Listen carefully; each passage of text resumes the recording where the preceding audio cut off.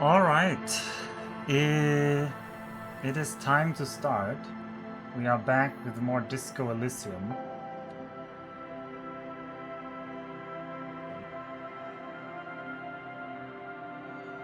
And yeah, we're just gonna get into it. Where we stopped yesterday because we got access to a new area. Also, today my microphone was really quiet. I had to fix it again. I think it's dying. I gave a talk today in Zoom, and while people were apparently able to hear me, I was so quiet that the Zoom never really recognized me as like the person talking, where it like where it like highlights you. I was always just basically on the side. Anyway, let's talk to the whole was.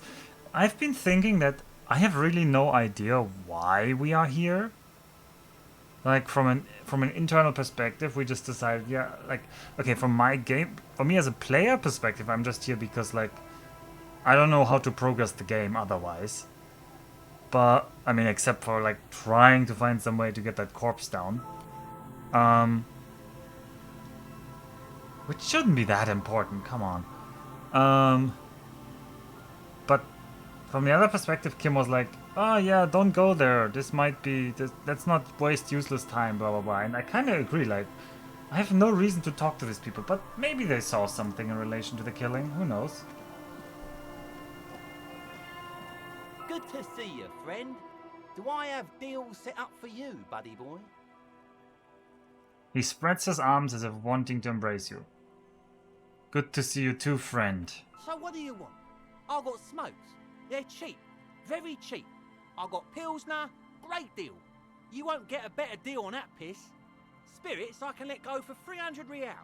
I also have speed. And by speed, I mean amphetamine. Okay. Why is the bottle of spirit 300? See, friend, it's real valuable. Worth every real, if you catch my drift. Got it from a bit of a business venture. Oh, is that the same voice actor as Everard? Because he does sound like it's the same voice actor as Everard. Oh, I mean Edgar, sorry. I mean, sorry, Everard. Let him speak. You know, it's funny actually. He bursts out laughing, then takes 3 gulps of his pilsner and stares at you intently. He's finding it difficult to focus his watery gaze. What is it? What? What did you think was funny? This guy. He shakes his hand. Where did you get the bottle of spirits from? Oh, this is medicinal spirits. The good stuff. Got it from the doctor's office. I got one of those scientific ampoules a few months ago. Torpedo, they call it. It's supposed to keep a man from taking a drink. Oh. Didn't stop me for shit, that's for sure. 5 lemons with half a pack of butter and you're good to go. 5 lemons with half a pack of... What? I guess I don't know how to get drugs from a doctor, but 5 lemons with half a pack of butter and you're good to go? What?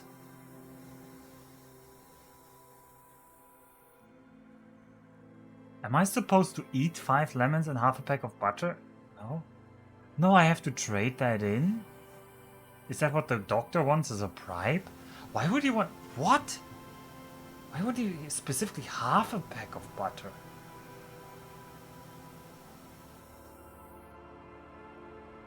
That's a good tip. I should remember it. Or that sounds dangerous. What? I'm so confused. Okay, that's. I'm just gonna say that's a good tip. I should remember it. It really isn't. In a week, the goddamn kidneys started giving me all kinds of help. Finally, the missus took me to a private doctor's office. Not a charity, the real thing. Those arseholes charged me 4 real to remove the damn thing. But I came out on top after all. Okay, let's say assholes. But the idiots left me alone in there. Now, I used to teach high school biology. I Whoa. know what doctors use to preserve dead fingers. Oh. Quite 3 cans of this blue medicinal stuff from the back room. Threw the snakes out and voila! What's left is this beautiful blue stuff. 98.7% almost pure alcohol. Wait, are you sure they're preserving it in 2 alcohol? I already sold to these fine gentlemen here. But this last one is yours for 3 real, if you want it. Don't say it. Don't say it. Actually, I think it will prove useful, yes. 3 real and it's yours, friend. The deal of a lifetime. Well done. You got it. Alright, here's the money for the spirits. Blue medicinal spirits. Just make sure to enjoy that one, friend. I don't know why I'm buying this one or why I was putting so much effort into getting this one, but oh, could come in handy. Alright, what about the amphetamine? By amphetamine, I mean speed. This is a bit of a problem with this game where it says, I think you didn't hear me when I said I was a police officer. I haven't revealed that I'm a police officer. Come on, game, put a little bit more effort into your conditional answers. Yeah, that's just an easy if-else statement. I thought, but right, got it. Good, my man. Now what can I offer you? What, the business you've got here? Oh, the system's been good to old Rosemary here, and I'm milking her like a bitch goat in the backyard. Oh. You see, friend, man makes his own luck, and I made mine real good. Got my hands on 3 bottles of liquor ex-squeeze, sold 2 to the fellows around here, and immediately invested the profit. Bought cigarettes, bought beer, even bought a bit of speed. And look at me now, I got everyone on my hook. Okay. Impressive entrepreneurship, I approve. Hook 'em and cook 'em, huh? You want to buy something? No. Keep it moving. Alright, I want to get an option now to squeeze Oh. him. The Alright. You see, bought cigarettes. I'm gonna ask. bought beer, even Got a bought bit of permit for speed. this one. Permit? Who gives a shit? You want to buy something? Grease the wheels, buddy boy. Oh, really? We can't... Kim, we just arrested somebody. You were like, oh, we can't let drug trade be blah blah blah. What about this guy? He clearly has at least 3 real. We should squeeze him for those 3 real. No? In the civilized world, it's a custom to tip the shopkeep, friend. But come back anyway. Alright, what about these drunken guys? Don Abogar grumbles, an unshaven man with a ruddy nose. He narrows his eyes at you as if in recognition, then turns his head away. The noxious odor emanating from the drunken man is strong and familiar. Don't you call her? Yeah! Don't call Abigail! Who's Abigail? Uh-huh. Abigail. Don't you fucking call Abigail. Who are you? What's your name? Don't call Abigail! Okay. Where am I? What is this The place? man hiccups, then mumbles something unintelligible. Alright, why shouldn't I call He Abigail? snorts and beckons you to lean in closer. We lean in. Don't call Abigail.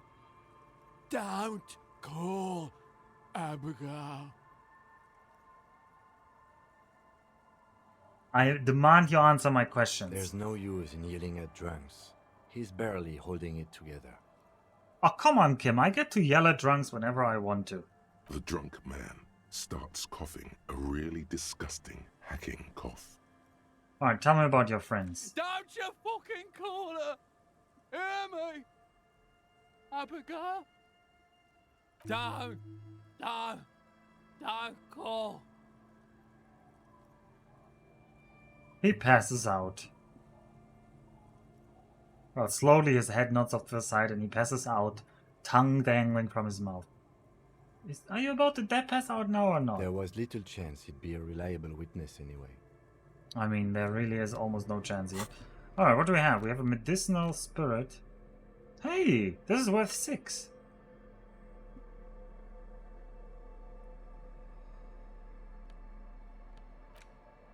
Even drink it. What a disappointment. Well, we made some money off of that one. Hey, Tequila! Idiot Doom Spiral, who looks like... Oh god, Neff, do you know who he looks like? What's that Dota 2 commentator? Well, I guess it's no longer a Dota 2 commentator, but... I don't remember the name, but he looks like... Capitalist, yes, yes. Dota Capitalist. Just a little bit like run now. And if you don't believe me, pull up the picture from the internet and compare. Should I do it? Alright, we're doing it.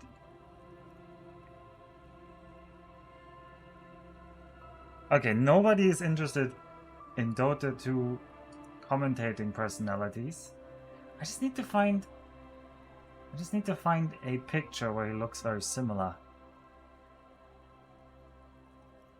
He's not that beard friendly.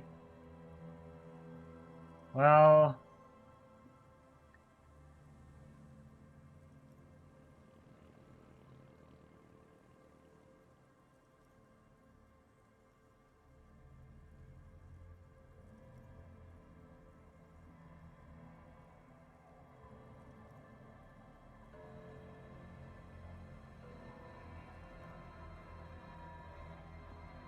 his face is a bit rounder, I guess.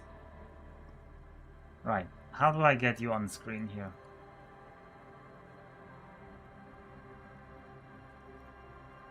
How do I get you on screen here?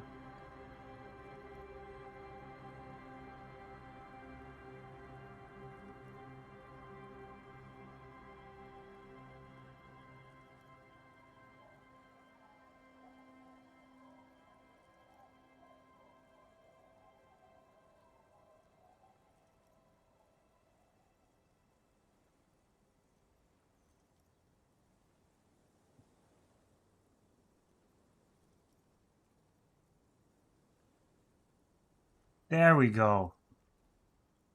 Huh? Huh? Is that not the same person? Is that not the same person? Oh, hello, Baron. Okay, it's maybe not the same person. I mean, it's him. Just run on. It's not.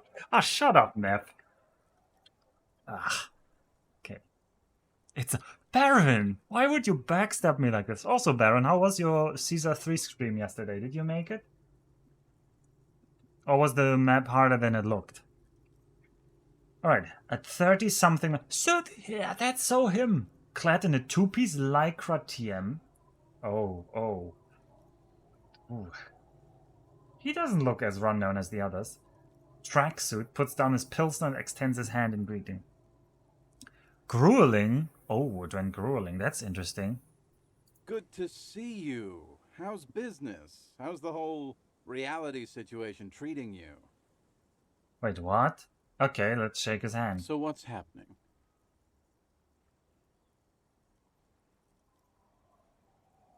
Wait, Tequila? Yeah, Tequila Sunset. How are the, high-concept, reality-based adventures proceeding? Alright, not too hot. I'm on a 50-year losing streak. Reality, it makes me aggressively sad. Oh, maybe a handful. Well, I bet Illustra John isn't even that good in Caesar 3. So I bet he does not actually manage to count it. If he made it possible to be just like perfectly fitting this map, then it must have been luck. Sorry, I'm like talking bad about John here, even though I have nothing to base this on. I've re-entered reality to conquer it, to bend it to my will. I am the law. That's the spirit. I used to shape reality into my image, a long time ago. Those days are over now. He looks at his shit-stained lycra jacket with grim expression. Sadly, things aren't going that well in Idiot Doom's Spiral Land. Haven't found those keys yet, haven't won that great piece of ass back. No word from my business buddies. What do you guys do around here? We are saving the world. Oh. Oh, he doesn't playtest his gaps. Yeah, I got that impression. Please. Please don't go. Don't go! Begs the man in the pipe. The man in the pipe. Now that's a title. Okay, we're drinking. We're drinking alcohol. That's what we're doing. I tried to save the world once, a long time ago, with enterprise, creativity, and willpower. But that didn't work out. So now, it's a pirate's life for me. So what is Tequila Sunset? You keep saying it. It's you. You're Tequila Sunset. Whoa, that's a way cooler name. We've met before. Don't you remember? Let's keep it cool, maybe. Maybe. You look like you want to know how Tequila Sunset came to be. You look like you want to hear the tale. I do want to hear the tale. Go ahead. Let me take a sip to moisten up my chords. Tequila Sunset rolled into Martinez last Friday. And by Tequila Sunset, I mean you. The man, the myth. Oh, I like this guy. Did we meet on Friday? Or was I alone? Was I alone? Hey, let's not jump ahead of ourselves. This is your story. Stop interrupting. Takes another sip. You got here on Friday to solve a case, hoping to be the early bird who gets the worm.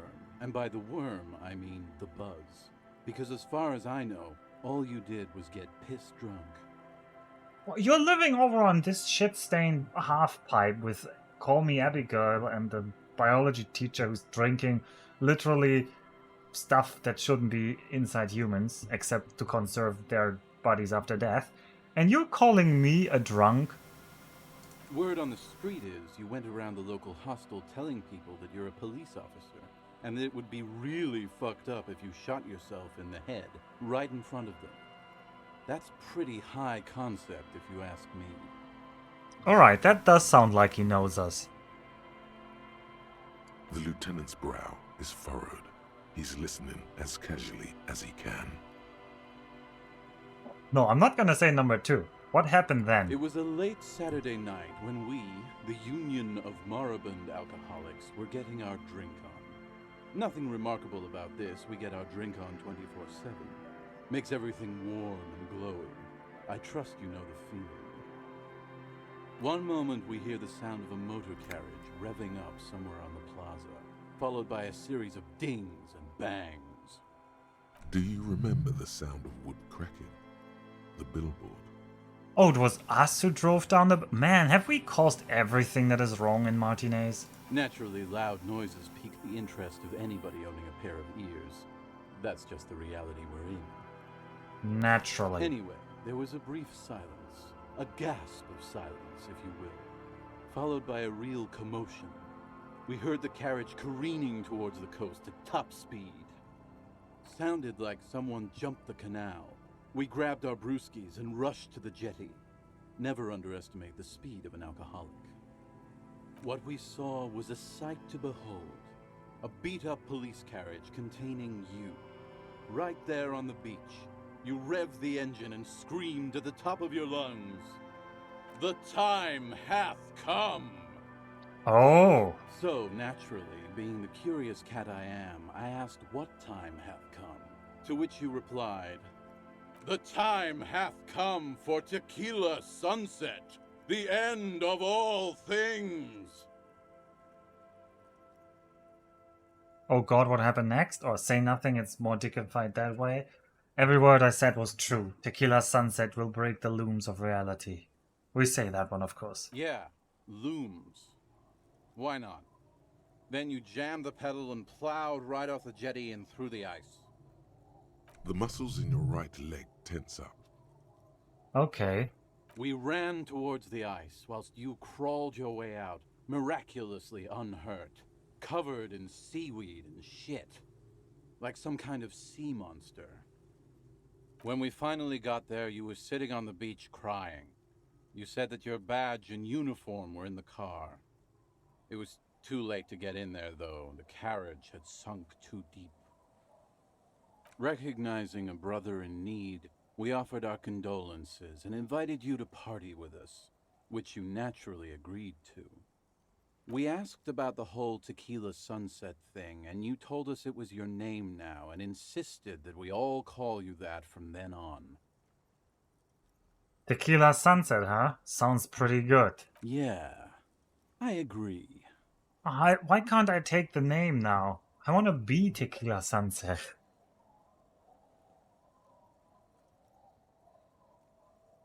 Alright, how long did we party for? Hours. It was an all-night drink-a-thon.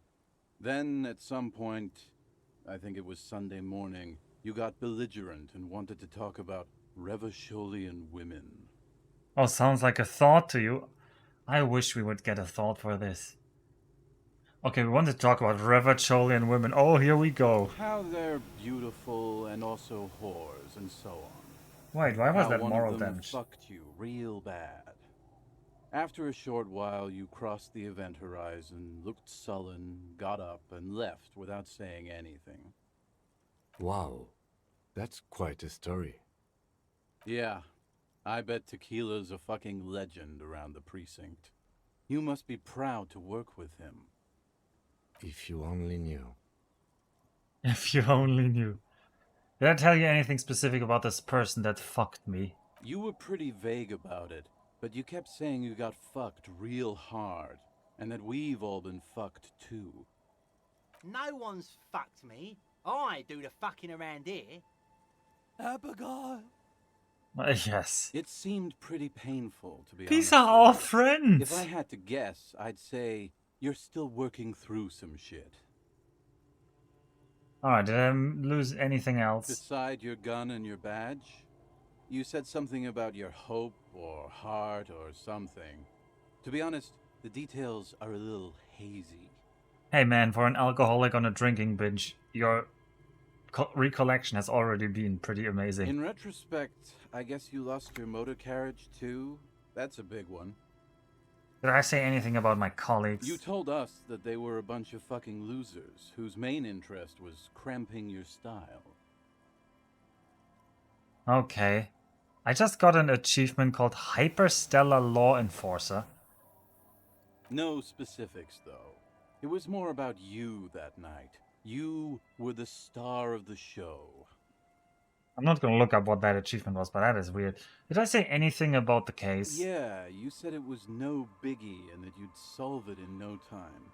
And that you didn't need anyone to do it. You're doing it solo now. Oh. A lot of cops go solo and hermit once they reach that level of alcoholism. Did we talk about politics? Yeah, you said that it was okay that you crashed I your might be that carriage Neff. because the spectral hand of the market was guiding you. I bet everybody goes superstar cop the first time, because it's probably, I mean, it's the most obvious thing to do. You said that it was okay that you crashed your carriage because the spectral hand of the market was guiding This was you. before Yeah. you started talking about how the pinkies were always trying to fuck you. Okay. Do you get a read on what kind of cop I was? You kept calling yourself a goddamn superstar who'd cleared 501 cases. As you've already determined, the actual number is just over 200. But what's a little embellishment between friends? Exactly. No thanks to the squares at the precinct, as you put it. Yeah. Okay, I don't need to anymore conclude. It's a hard thing for a man to confront his past. That's why I avoid mine at all costs. Alright, you seem like you're characterized by your storytelling ability. Want to tell me another one sometime? Whoop-de-doo. So now I'm a fucking storyteller. Right. Why not? Better than a beach bum. How did you become Idiot Doom Spiral? It depends, really. Are you willing to help me out? You might get scammed here. I have the feeling that this is going to cost me a lot. No, the reality of the situation requires a rather modest contribution. A little motivational package. What do you need? Booze. Did you already forget our party? The thing I relayed to you earlier. So, have you got anything for good old Idiot Doom Spiral? A bottle for a story. Seems fair to me. Sure, seems fair. Here's your Commodore Red. Classy. Hey, Spiral Boy, you gonna share that?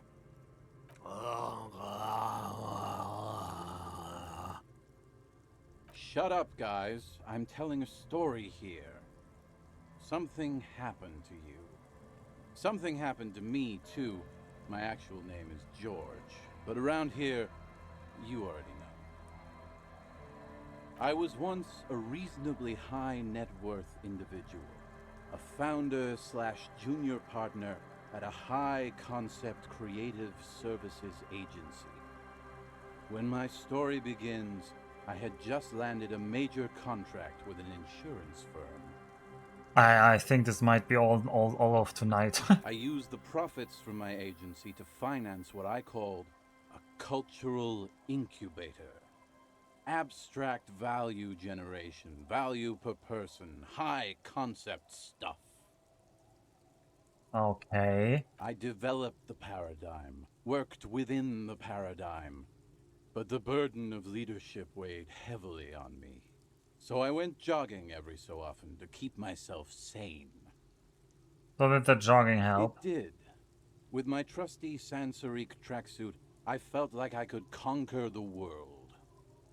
But now dreams are worn thin, much like my tracksuit. He says thoughtfully, brushing dust off his shit-stained pants. Shit-stained, yuck. What happened? One day I left on my evening run. As you may know, it's impossible to clear your head when you're distracted by the sound of keys jangling in your pockets. He shakes the bottle and makes a ringing sound. His eyes are clouded, his dilated blood vessels encircling his irises like stinging brambles. So I removed the key ring and put the keys for the front gate and the apartment into different pockets to stop the jangling, you see? At least, that was the plan. I was halfway done with my usual lap when it started to rain. The reality situation became very wet, very quickly. The reality situation, alright. How wet are we It talking? was a day not unlike this one here. You both glance I skyward. made my way back home and discovered that I didn't have the key to the front gate. I'd mixed it up with the key to the letterbox, which was useless. Okay. Naturally, the situation required me to climb over the gate, which I did. There was no climbing down because I slipped and landed on my ass. I would have landed on my feet. I've got feline reflexes. Whatever. The point is, Wow. reality was looking rather grim just then. Me lying on my ass in a mud pit in the middle of a heavy shower. But when life knocked me down, I always got up. So I made my way across the yard. Standing in front of my apartment door, fumbling with my pockets, I realized that I'd also forgotten my apartment key. God, okay, so what happened next? I rang my neighbor's buzzers. It was late, and most of them didn't even answer. Those who did assumed I was trying to sell them something and hung up before I could even explain the situation. People are naturally wary of ad men, you see. One moment someone chats you up, 5 minutes later you've bought a box of edible lingerie and a strap-on. I don't begrudge them, especially since I was known to be one of the best. He pauses meaningfully. Just then, I experienced a moment of clarity. I still had the key to my office. I could wait out the storm there. But when I reached my office, I remembered that I'd asked one of my producers to change the locks that day. And since I hired only the best, he'd already done it, and I couldn't get in. Anyway, long story short, life spiraled out of control. I haven't gotten into my apartment for years, and my girlfriend left me because she didn't want to date a homeless man. The company, well, you see where I'm going with this. The story became a lot less plausible at the end. So, now you've heard my tragic tale. What do you think? Like nothing you've ever heard, huh? I'm almost homeless myself. Doesn't seem so bad. Look on the bright side, you've got one hell of a story. Yeah, no, let's say almost a homeless man doesn't seem so The bad. hobo lifestyle definitely has some perks. Not having to pay rent, first and foremost. Not being responsible for 20 other people is nice too.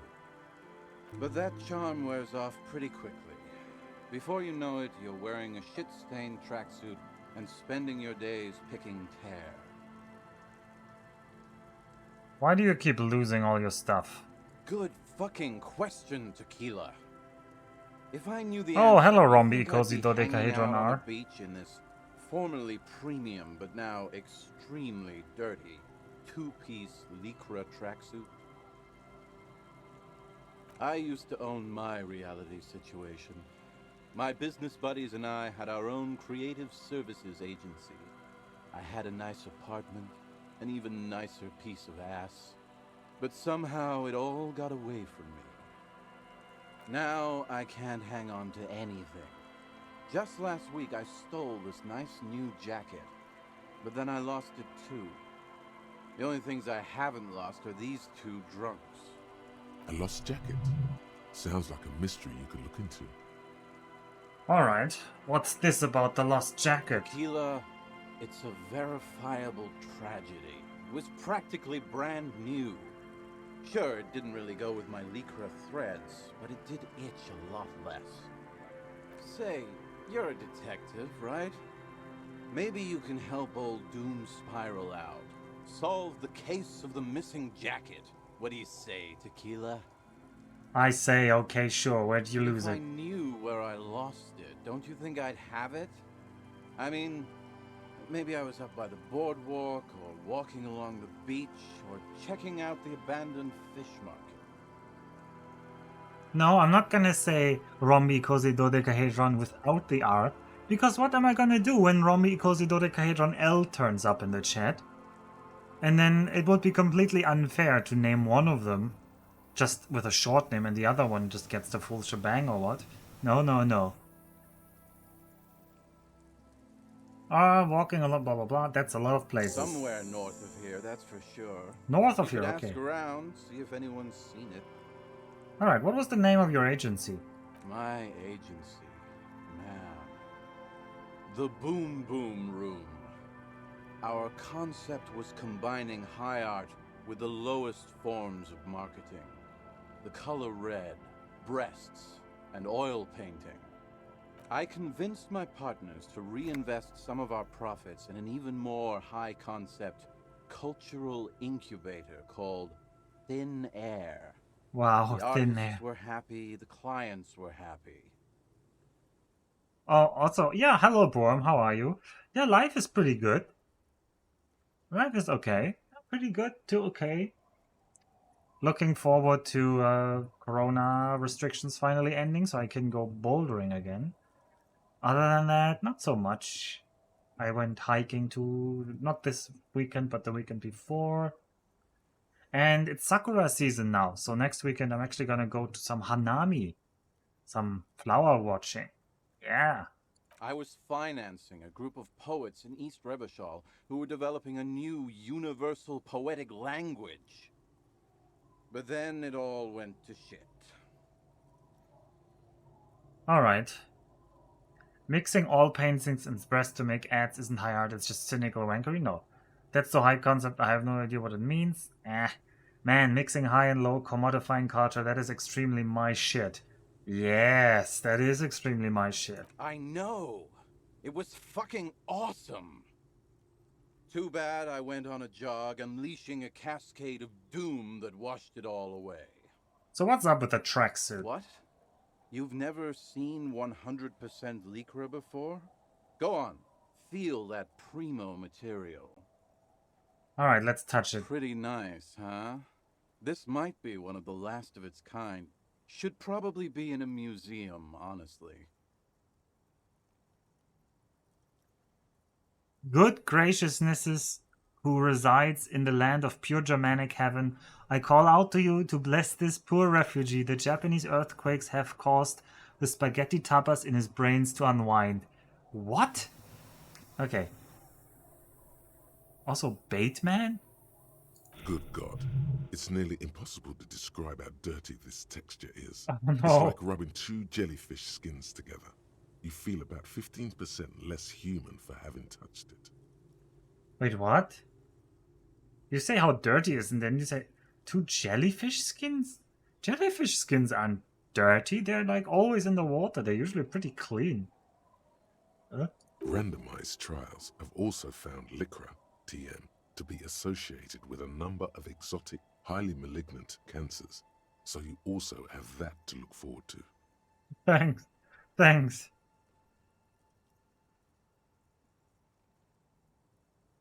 Oh no, pretty nice. Okay. And then there's the smell. But you don't even want to think about that. Man, we got the whole shebang here. Wow, you're lucky. He never lets me feel it. We're real That's lucky. because your paws are fucking filthy, Rosie. We're right next to the bay. You could wash them anytime. What about the other drunks? My fellow members of the Union of Moribund Alcoholics? They're exactly what they look like. Hey, Tequila! You want to buy some speed? Shut the fuck up, Rosemary. He's a cop, remember? I thought he was a cool cop. A gurgling sound comes from the direction of the non-responsive man. Man, these are all friends here. Man, this is nice. And yeah, you're already acquainted with abs. So yeah, that's basically us. We drink together. Man, they're really milking their premise here in Disco Elysium. And they're doing one hell of a good job. Alright, let me ask him something else. I'm all ears, Tequila. I want to hear the story of your name again. What's in a name? He looks up to the sky as if pondering the question. Hey, Spiral Boy, you gonna share that?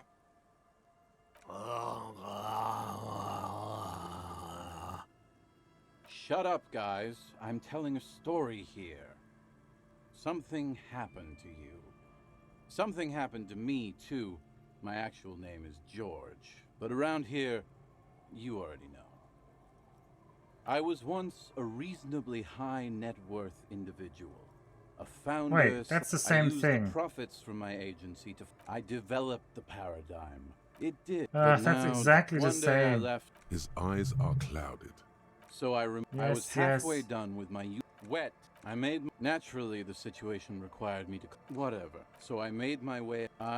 People are just that. But when I read, I didn't really learn so what happened now there, you've so heard my the hobo. But that charm wears off pretty quickly.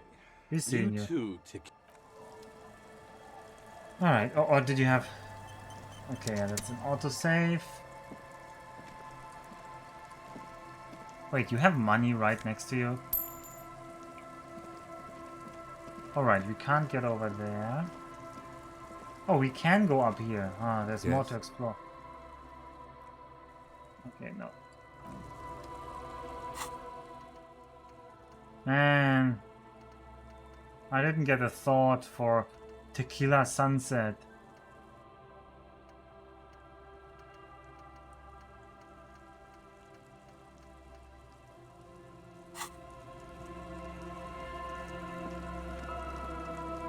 Oh, there's a barrier. I can't get over.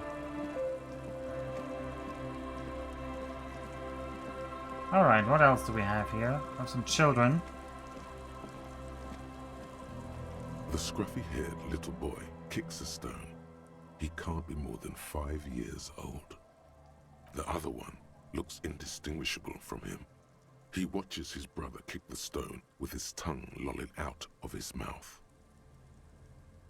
You guys look The identical. stone-kicking one becomes frantic all of a sudden, as if that's something to be scared of. The obvious fact that you just stated. He looks just like me. Yeah, I said that. The boy doesn't answer. His brother throws another rock. Both of their hair is covered in some kind of dirt. The rock kicker was just being shy, but now he's enthusiastic again. You're bad with kids. And what are you, Kid Master General? Maybe I am. Now, how about some actual police work? We are not getting anything here. Hey, where's your The mom? kids don't reply. Alright, bye kids. I hate you kids. Oh, we're getting money for clicking green things. Alright, let's first talk to the old lady. No, no, not to Kim. To the old lady, I said. It's a washerwoman. Her eyes are closed. Welcome to the fishing village. Please lean in closer. I have cataracts. Then how does she know you're here? If you can't see, then how do you know I was I here? still have a golden ear. Come, come. Alright, you lean Oh. forward. Welcome, police officer. We don't cause any trouble around here. And we don't want any trouble either. We are not here to cause any trouble, madame. Oh, we can use our finger pistols. We have to. We're cops. We're hellraisers. Click, click, bang, bang. Point your finger pistols at her. No, you're not. I've seen you around here before. 12 years ago. You didn't raise any hell. You were quite helpful, actually. But still, in Martinez, you're considered an ill omen. Wait, I've been here before? No, not you personally. Oh, I meant the RCM. Some of the men got into a fight. One of them killed another, locked himself in that woodshed over there. the building behind her. Was it this one or this one? Huh. He was brooding, needed some help opening the door. You got it open for him and took him to think about what he'd done in a more secluded place, somewhere more quiet. She says it as if he was on some kind of spiritual retreat. Alright, what kind of ill omen are we talking Oh, about the there? usual. Dark tidings. Black hound. That's you, all right. A black hound licking your own heels. Alright, I am an ill omen, alright. You're not. No one around here considers us an ill omen. People would have told us. Oh, come on, Kim. You always like barges in when I say interesting Maybe things. they are afraid. Oh, yes, the washerwoman knows it, Kim. Listen to the washerwoman. Because you're an ill omen. Yes, but Kim. you're still welcome here.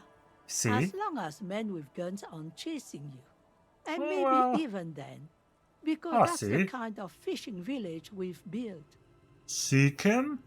I'm sorry there's not a lot of room to park the motor carriage. And not a lot of houses. Or a lot of people. My kids are long gone. Searching for treasure. So are others. Ah, look at me ramble on. What brings you to us? Where could someone stay around here? Stay? Most people here are trying to leave. That said, if lodgings is what you're looking for, I've got a free room in the shack. A soapy thumb point. How much is it? I won't charge you for it. Take it as a gesture of goodwill from the village to the RCM. What? We can live here free, friend? Wait, hold on. You're just giving it to me? I'm not sure it's appropriate for the RCM to accept free accommodations. There's this guy guard who makes me give him money every night just so I don't die out in the cold. That's exactly how they get ya. That's why we built our own cinder block houses on the seaside. So we don't have to give money to those crooks. We might not look like much, but they are ours. Alright, you've got yourself a tenant. Don't make an old woman regret opening her house to the police. A key appears from under her apron. I mean, under her apron, okay, not under, okay. She hands it to Well, you. if you are not in the hostel in the morning, I'll know where to find you. Here, in a shack. What is in this fishing village? Just us. It's barely a village anymore. We almost don't exist. Oh no, what do you mean? This is pretty much a non-place. A gap. A blank spot on the map. Just a cluster of nameless shacks on a nameless street. Alright. Is there a way to make a little money here? Oh no, who else lives here? Well, there's Lillian and her kids. A few new folks live in the house to the east. You say nobody comes here, but and they it's are not new away folks. right now. New folks, that's suspicious. And then there's the drunks. Not a pretty sight, but there's little we can do about it. Home is home, even for them. I met a couple of drunks. I'm sure you did. Nature keeps them in rotation. A new face pops up every now and an old one disappears and is forgotten. This is who we are. Man, you make it sound like real, almost peaceful here. Alright, there's gotta be some... Okay, is there a way to make money here? Probably she will laugh at me for this, but I gotta ask. Here, for you? No, officer. The only money we have here is some coins the drunks tried hiding from their women and then forgot about. Under carts, boats, in little boxes. It's not hard to find.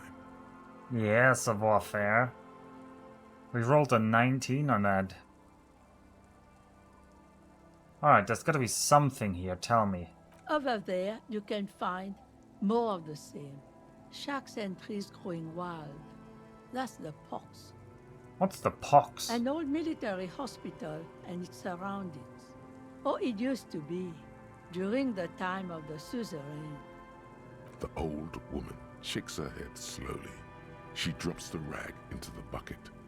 It's clean now. Okay. Once again, wrong voice file. After the war, it was turned into... No, she has more of a French accent. After the war, it was turned into a goodwill hospital for shell-shock veterans and folks looking for some quiet in the old sanatorium gardens. Now the area is crisscrossed with nameless streets and makeshift cinder block houses. Shacks as far as the eye can see. Alright, what happened to the hospital? The goodwill ran out. The staff left and the place was shut I down. do a good old lady. Well, whatever Neff said. Am I an old lady myself? Well, you should ask some people who have met me. I'm in my element. I would like to be an old lady. Alright, there's another topic I'd like to ask. She nods, rinsing another piece of cloth. What's further down the cloth? Not much. There's the abandoned church, the DeLorean Church of Humanity. It's been there since before my time, even. Alright, why is it abandoned? Some things just don't fly, officer. Look around. Who'd go to church here? They built it 300 years ago. Must have been nicer then. Must have been nicer then. So, they don't hold services there anymore? The Ecclesiastes? Like centaurs would like to be an old lady. No, you're the weird fellow worm. You don't get to go around telling people they're weird. I'm your weird comrade. At least address me like that. The Ecclesiastes? No, we've tried, but things just keep It happening. takes one to know one, yeah. Crime, accidents, other things. The place never stays open. It's a pity. It used to be such a nice church. What else is down the coast? Before you get to the church, there's some ruins, an apartment complex, or some kind of electrical plant. Run-down bunch of houses, empty. Alright. Apartments or an electrical plant? I don't know exactly. A pre-war place. It used to be something. Before the war. I wasn't here then, you know. Was born in Samara. Alright, anything else of note? Of note? The old fish market up on the boardwalk. But it's closed. Who'd come to a fish market here? No one. That's why it's closed. It was once a bustling place, back when I was young, and so was everyone else. Now, what catch we do bring in goes straight into a lorry for the Delta or somewhere else. There's got to be more along the coast. What? You're one of those real estate people with big plans? If you want a development opportunity, you can check out the abandoned building over at Land's End. Used to be a supply depot, we think, sending goods and ammo across the bay. It's jammed shut though. We tried to get in, see if there was anything to sell or scavenge, but it's impossible. Nothing is impossible, surely. Yeah, interfacing tells them we can get into the supply depot. The abandoned building over at Land's End. Ah, I wonder where that one is. And now you know everything there is to know about this coast. Thank you, washerwoman. Okay, who exactly are you here, washerwoman? Me? No one. Just an old washerwoman. Mother called me Isabel, if that's what you're asking. And my married name is Sadie. Now it's your turn, Mr. You can call me Tequila Sunset. Why would I do that? That's a fool's name. Are you a fool? Don't ridicule yourself before an old woman, officer. It's undignified. Okay, wait, I was asked to get your signature? Is that true? I don't know that. We have to double check that. Do you know anything about the lost jacket? What do you want with a lost jacket? That's an excellent question, man. There's an that's for me to know and for you to find out. Wink at her. There's an honor in retrieving lost things. No, not honor. One of the drunks lost this and I agreed to look for it. It's not for me. I'm on a philosophical journey to fetch it for someone. Yeah, that's more like us. Like a smart dog, yes? Like a smart dog. Are you getting a reward for it at least? No. What? You're fetching someone's missing laundry free of charge? Do you not have anything better to do? In fact, he does. Come on, Kim. None of my business, either way. How you spend your hours is up to you. Anyhow, you might ask Lillian if she's seen anything lately. That girl's got a way of attracting lost and broken things. Alright, I'm off.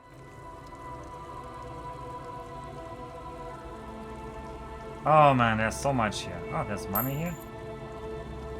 I can...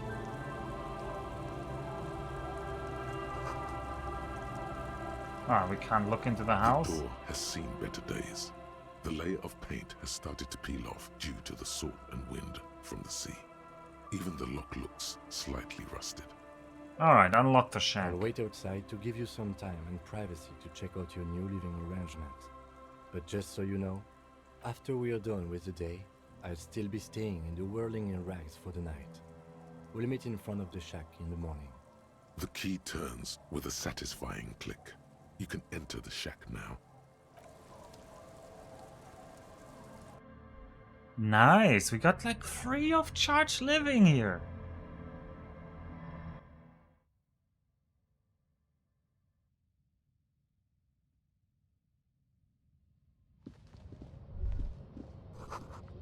Seaways, what else can we see? Old science fiction magazines. Also, we can... Oh, floorboards creaking. Does that mean some secret? Heat engine. Oh, we even got heating. Giving out pleasant... This shack isn't too bad. Horochef jacket. That's the jacket of the guy who was looking for. Alright, I have some food here. On the table, you see a bowl of water, a rough soap, and next to it, a small hand mirror.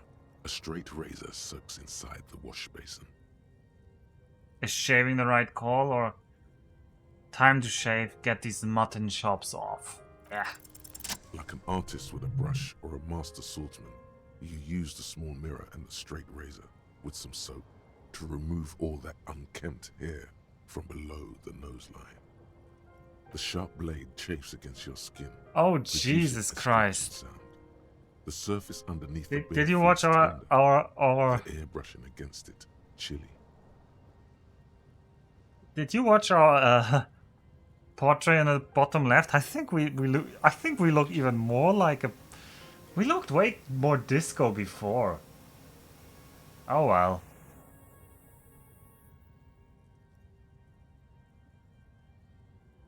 Feel your clean-shaven cheeks. They feel so smooth, surprisingly so. A feeling of freshness overcomes you, as if you just came from a cold bath. Was shaving the right The call? water reflects back a vague image of your clean-shaven face. Despite the bulbous nose, unkempt hair, and persistent swelling, you look a little younger, maybe. I think we looked way cooler before, though. I thought we just shaved a little bit on the sides, not that we shaved everything. Oh well. Oh, can I do more? On the table, you see a No. What else do we have? Oh, we have this jacket. A swanky jacket. It's a swanky jacket. Gives you logic. What about this mirror? An old mirror hangs on the wall. You see your reflection in it. The expression fixed to your clean-shaven face. No, we're not trying to fix the expression. The bed is comforting. No time to rest. Oh, this bed at least looks way better than the whirling and rags. This living situation is way better. Way better than the whirling and rags. And we don't have to pay freaking guard. Ugh, I hate guard.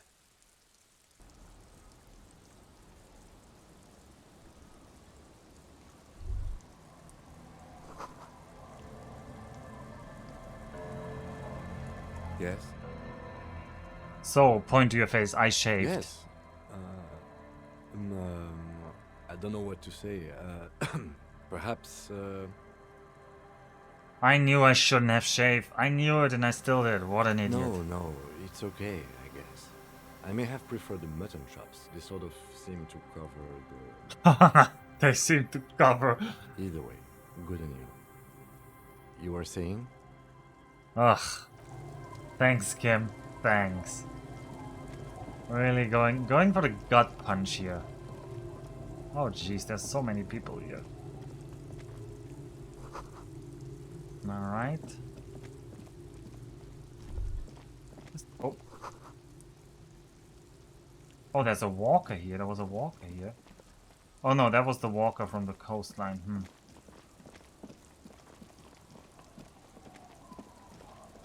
Oh, what else do we have here?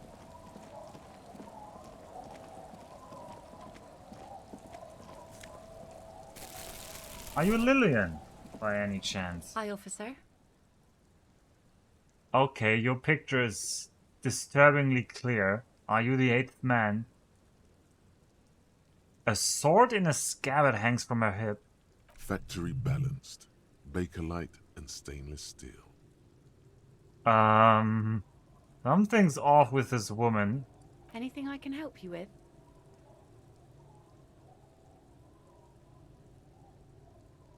As always, I am the lawbringer. You've graduated to Lawbringer now? Men with authority have their quirks. Comes with never being second-guessed about anything. So what brings you here, Lawbringer? Thought gained, bringing of the law. Lawjaw. That depends. Where are we exactly? Fishing village on the seashore. This place doesn't really have a name. It's sometimes called Elysium. Elysium. The sign on the street leading here is illegible. Has been since they built this place. Okay, that's another voice they've reused. I don't know from whom, though.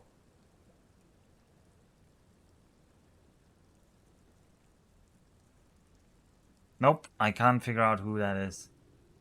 What's your name? The name is Lillian. People call me Netpicker. I think I have time for questions.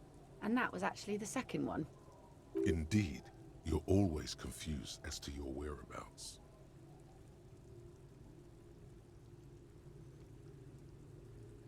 Alright. It's yeah! I was thinking it might be Joyce, but... Alright. But the way she finishes her sentences, huh?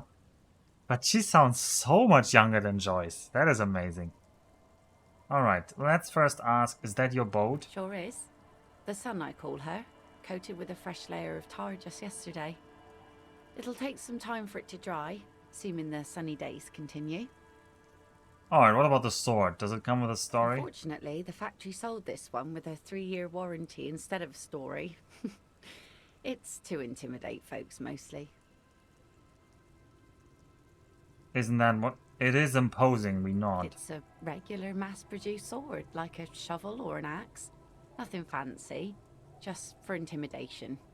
Why do you need intimidation? From time to time, people need a lesson in respect. That's just the way it is. Back in the day, I caught the eyes of many men. And believe me, men need a lesson in manners from time to time. Can I borrow that sword? No, I'm afraid not. Tempting to confiscate the blade I used to keep these animals in check. You would put me in an early grave. Yes, I was probably more thinking of the cryptozoologist's wife. Oh, actually, now that you say it. I feel like the similarity is stronger there. Why don't more women arm themselves so effectively? What makes you think we haven't? The truth is that almost everyone in this life is scared and tired and stupid and too dull for that. That goes for men too. But they put on an act for us. Pretend like everything's good and living in shit doesn't bother them. Like anyone falls for that. Behold, point to the expression on your face.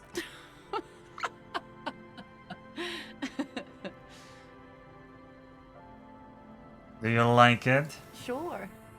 It looks as if you could face down any horror in the world with that same unchanging grin. It's like a shield. The traces of her laughter are still there, in her eyes, fading fast. So where are all the men now? Some went to patch their wounds, their lesson learned. Others were more thick-headed. one And of them Sylvie? Yeah, but ended Sylvia up is on the marrying. phone.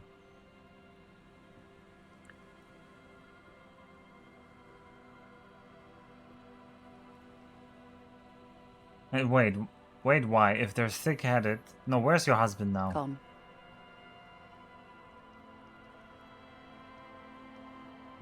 Oh, can't be... Alright, he disappeared? Sound like a missing persons case. No, gone where? To the waves. The sea took him. It was a long time ago. Was he murdered? The lieutenant shakes his head again.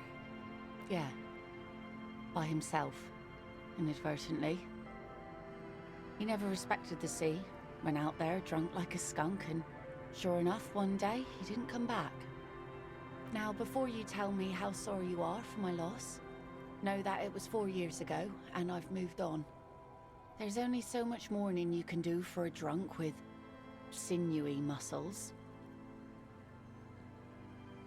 Yeah, death is nothing. I shit on death. Nah, that's not us. You should have thrown yourself into the waves after him, not sagely. Time really is the best cure for sorrow, isn't it? It's healthy to let go and move on. Gotta keep the wheel spin. No, I think we're still a little bit, like, sad inside, so we're gonna say number 2. You should have thrown yourself in the waves after him, not sagely. Oh? The kids too, right? Working class people don't have that luxury. That's for rich folks. We just go on. I buried my man, mourned for a month, and that was it. Life didn't really change that much for me and the kids. Not for the worst, at least. This is neither a touchy nor a very interesting topic for her. Oh. She needs to go on a date with another drunk. Badly. Alright. Let's try the suggestion. Actually, with 3 hands, we would have better suggestion. Kim's presence is making it awkward. I like that -1. Kim's presence is making it awkward. And then -6, don't know a good spot yet. Yeah, well... Surely we can retry afterwards. Oh yes, she does. You need to get your Oh, time on. critical There failure. is no other way for human beings to procreate. Not after 6,000 years of yeast cultivation-based mating rituals. Since the okay, I like you, but I'm afraid to be around you because you're a woman. I want to be close to you, and there's but one way to intimacy. Since the dawn of mankind, Al-Ghul has watched over the reprocreation of our species. Lay with me. Let's celebrate the ghoul. Yeah, let's celebrate the Now, ghoul. there's a whole shipment of big words. May mankind be plentiful, I guess. Can I get back to my nets now? She doesn't even understand you asked her out. Perhaps you're too sober to pull it off right now. Yeah, Try maybe. again later. Alright, I'm looking for someone. Maybe you can help? Let's see. Who are you looking for? I'm looking for missing cryptozoologists. I don't think I know what these are. Care to elaborate? People who look for animals. Mainstream scientists deny exist. Aha! Like snowmen. Snowman?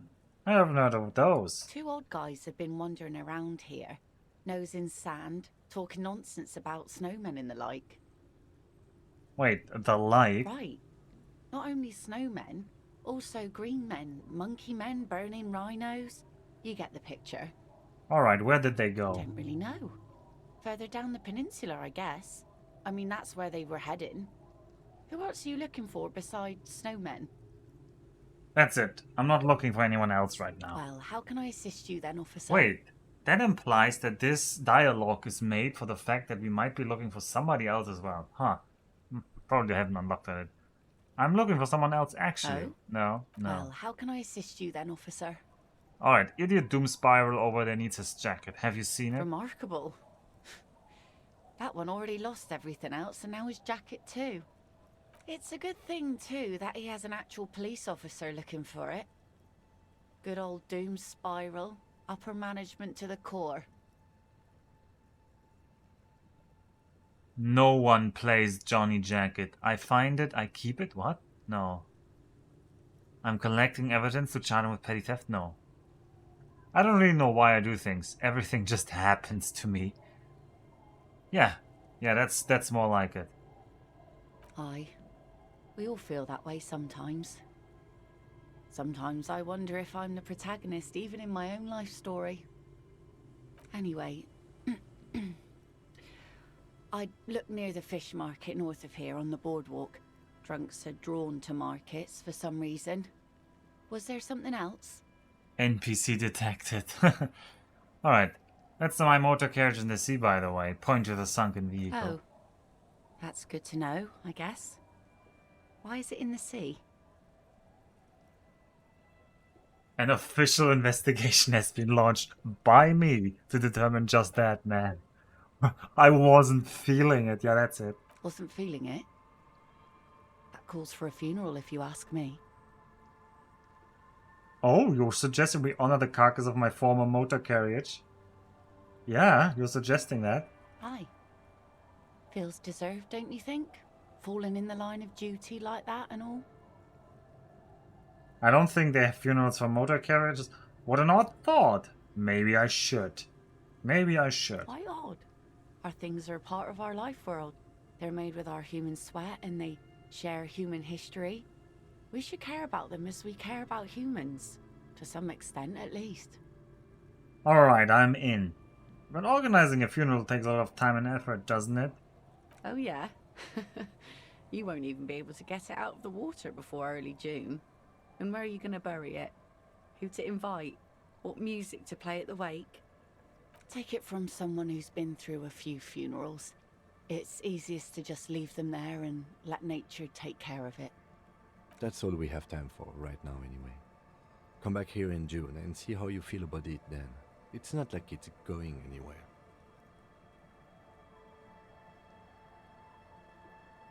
It's a pity we don't get to do more frivolous side activities. I would have really liked that. Yeah, I would have really liked that. Yes, that is a pity. But for now, let's focus on the things we do get to do. Like the murder investigation, for example. Alright, what do you do around here, lady?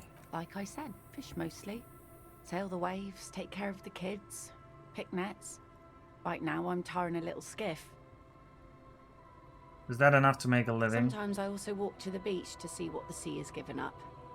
The sea is full of surprises. Alright, what have you found? Wood, pieces of glass. Every once in a while we see dead bodies. Human, animal, fish, other odd sea creatures. A mine washed ashore once. Bottles, drugs also. Lost cargo in general.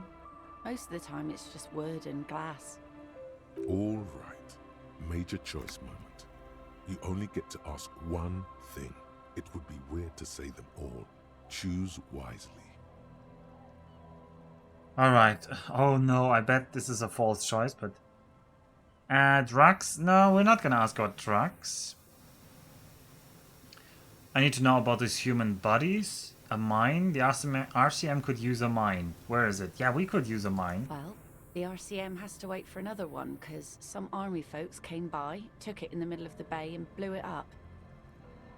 The blast was surprisingly timid for such a huge spiky thing. Spiky? Must have been a naval contact mine. Oh, thanks, interfacing. Alright, and we were also asked by Everard to get a signature. Are you? This says by signing, I agree to living with construction noise. What exactly is the Union building? Everard's planning to turn some of the village into a youth center. What a nice idea. Wouldn't have thought that Thought what exactly? Everard and the Union have nice plans for anything. I thought they only cared about themselves. Well, I guess Union members have children too. So, will you sign it? Aye. Why not? Fine. Here you go. Nice. Alright, why did you sign it? I shouldn't have.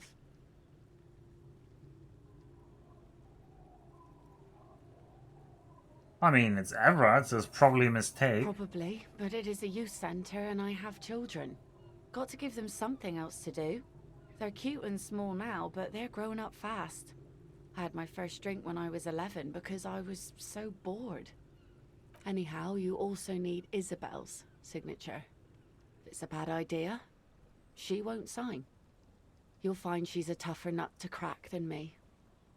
I didn't have to crack you or anything. I just asked you and you said yes. Alright, she needs to go on a date. We can try again.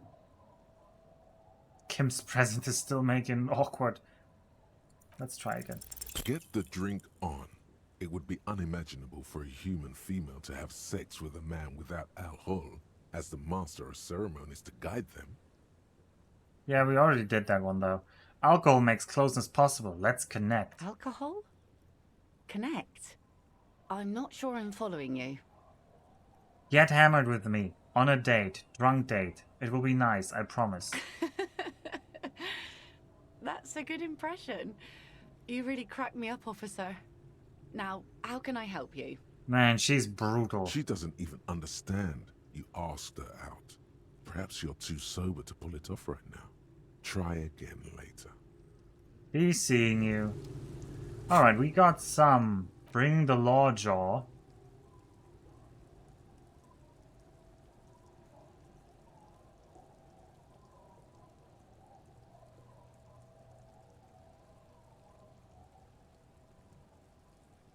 Alright, hey, so a little observation. It's all cool, man. Don't freak out. But every time you say, I am the law, and you say it a lot, it's basically hello for you, your jaw drops. Your jaw does this weird thing. It sort of shifts sideways, hanging off your face at a jaunty angle, while the word "le" sounds oddly guttural and low. It's strange. You wouldn't notice it, but after saying you're the "le" 80,000 times, the question does come up, why do you have the "le" jaw? Alright, we could become the law jaw. I mean, not right now, because we need another level up, but in principle. Find Indian Doomspira's jacket, yeah, we're on that. We could interact with the envelope. You take the legal documents out of the youth center cuts into the ocean like the bow of some great modern ship. Apparently, it's going to cover most, if not all, of the street and the square between the youth center cuts into the ocean. Okay. Yeah, the youth center cuts into the ocean a lot. But our friend Edgar wants it signed, so...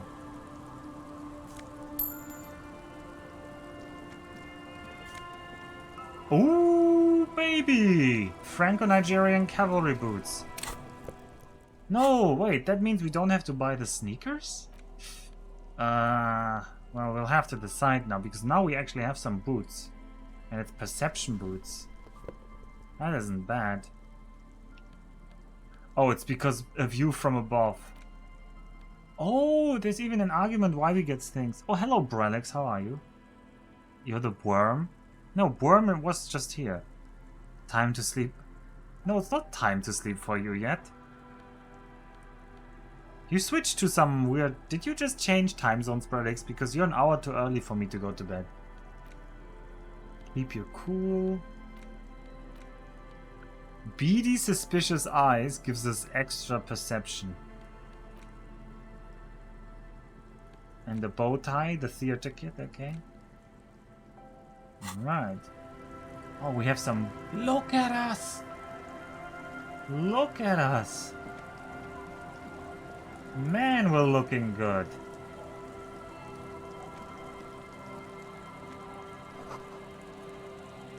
Alright, there's a freely floating boat. Yeah, it would be my time to sleep, but actually you're an hour too early, so... Oh, she's hiding something in here. A primer for small kids. Wait, what? We can read that? A textbook for the first grade primary school. On the cover, a humanoid teddy bear is pushing a wheelbarrow full of letters. He's not doing a good job. The letter S is dangerously dangling from the card. While E fell off a long time ago, children should pay more attention. You hold in your hand the colorful primer. The title reads, A Primer for Small Kids. There's a bear involved. No, I didn't see Lucky's golf stream. Probably that was when I was asleep or at work. Alright, a primer for small kids. There's a bear involved. Exactly what I need. This book will show you the score. Get you oriented with those basic concepts you appear to be hazy on. The anthropomorphic bear will give you the lowdown of your life. On what? The alphabet. Yes, flip through the pages. Every page has one word designating one letter of the alphabet with a faded illustration. Most of them are scientific and cultural principles. It goes as follows. Let's do this. Okay, everybody together with me. A is for azimuth. Azimuth? B is for Boreas. Oh, C is for Jesus cosine. Christ. D is for diamite. E is for ellipse. F is for phlogiston. G is for gamete. Wait. That's not how you write ellipse. Also a phlogiston. I knew what that was once. And what is a diamate? H is for homeboy. I is for econ. J is for Eura. K is for collapse. L is for laudanum. M is for Myriad. Laudanum, there it N is. is for nadir. O is for aureole. P is for perihelion. Wait, you're doing nadir and then you're doing perihelion right after? Somebody got not so creative. Oreo. So, worm, you gotta explain to us all of these words, by the way. So, because worm is the actual translator who knows all words in the English language. What is an econ? Is it an icon just written weirdly? And why is collapse written like this? Is that supposed to be a different language? And what is an aureole? And no, it's not an Oreo, Brelix. Ikan is fish in Indonesian. Well, thanks, Nick. Oreo's a cookie. Thanks, Brelix. Thanks. Econ is icon written weirdly, huh? There we go. Phlogiston would be the right spelling. Is it all written wrong? Or half of it is written the wrong way for some kind of joke? And what is a phlogiston? I don't remember. Well, no, nadir is written correctly, and perihelion is written correctly, and myriad is written correctly. And laudanum is the name of a Latin city, so... They're not all written the wrong way. Unless I'm wrong about nadir, but I'm pretty sure that's how you write nadir and perihelion. It's a hypothetical substance. Oh! Laudanum is a brand name. Not stoically. Q is for quasar. Not R as is for astrophysics. rhododendron. Okay. S is for sinus. Really? We had T cosine is before. for tricolor. Mm-hmm. U is for ultra. Yeah, that's V easy. is for vector. Yeah, W simple. is for Wahrheit. That's X German. is for xylophone. Okay. Y is for Ustava. Z is for zenith. Well, if that is German, then Ustava is probably Swedish. Alright, all Swedes in chat, tell me what is Ustava?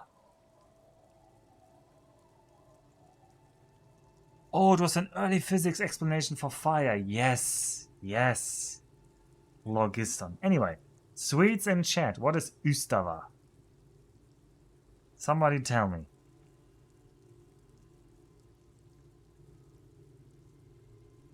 No? Nobody? It's Finnish. Is it really Finnish? Alright, Mr. Finn in chat. Ustav. Okay. Long-time friend. Okay, well... Imagine darling nappy. Okay, that's it. That's it. You know the alphabet now. Alright, let's tell Kim. Kim, I know the alphabet now. Good. I also know the alphabet. Nice, Kim. Nice one. We're gonna be unstoppable, Kim. We're gonna be unstoppable.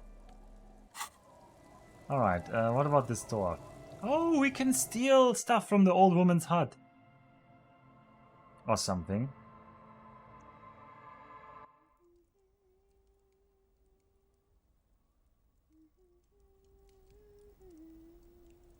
Oh, there's more people in here. Who are you? No, I don't want to talk to you. Kim, get out of the way. Alright, baby, who are you? Hello, mister. A young girl, barely 4 or 5 years old, sits on the sofa. She's looking at you with frank curiosity. She clutches a small stuffed animal. Occasionally, she twirls it around. Are you Lillian's daughter? Yes, I am. Little Lily. You know my mom? Yes, we met earlier. That's nice. My mom is great. She's never angry or anything. Are the twins outside your brothers? Yes. They don't want to play with me. They're older and play outside. Oh, wait. The entire screen is being white. I hope that's just on your end. I hope you can hear me, because on my end it's not white.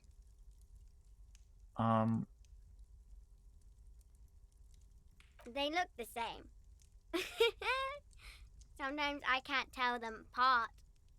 They look identical, right? I said the same thing. Are we actually connecting intellectually with this, like, 4-year-old girl? They look identical. What's that? Point at the stuffed bird hanging from the ceiling. It's a grouse. You might be able to get on Gart's good side if you replace the broken scooter you almost certainly broke. Wait, what? What? No, we didn't break it. Yeah, but what it's for? I don't know.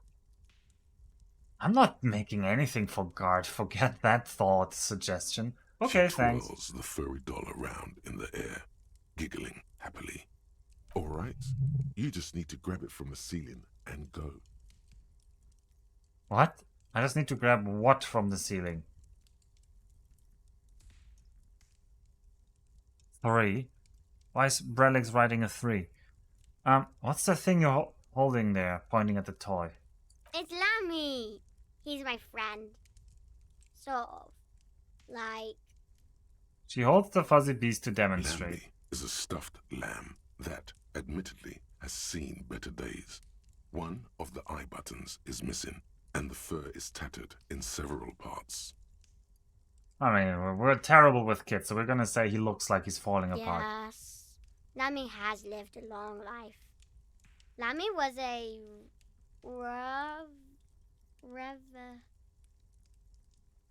A Ravacholian. No! That's not it. You know where you are, Lammy? I think she means revolutionary. Oh, come on, Kim, I was having a dialogue here. Yes! Lammy was a resolutionary. Goodbye. Bye!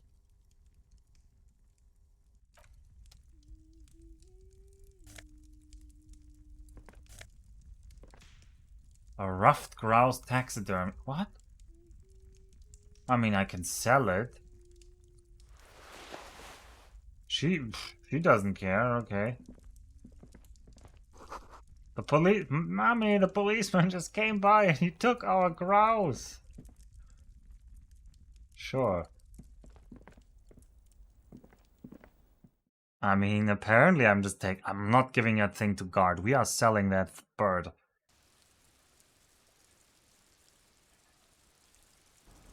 That's money. That's good money.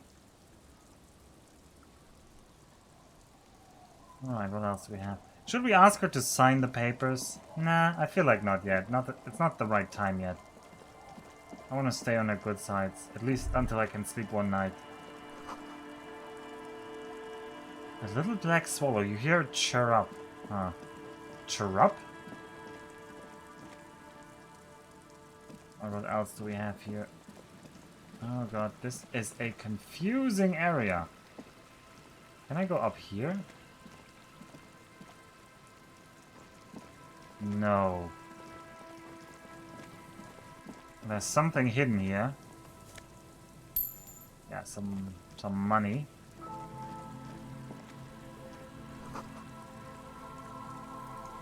Alright, this bridge was broken by artillery.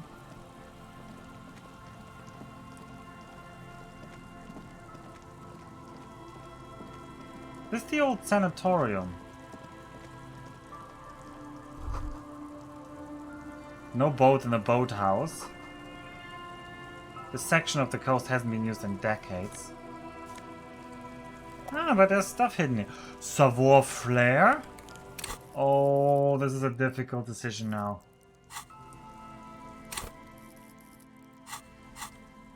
So our current glasses, they give us... No, they just give us logic. Forget it. It's not a difficult decision. Yes. Yes.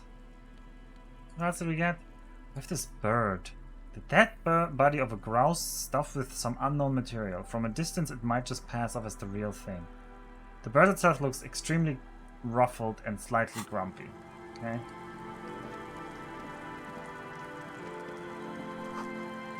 The boathouse is shoddily constructed. Money. Okay, and this seems to be the end here, but we can go over here. Ancient paint is peeling off the roof.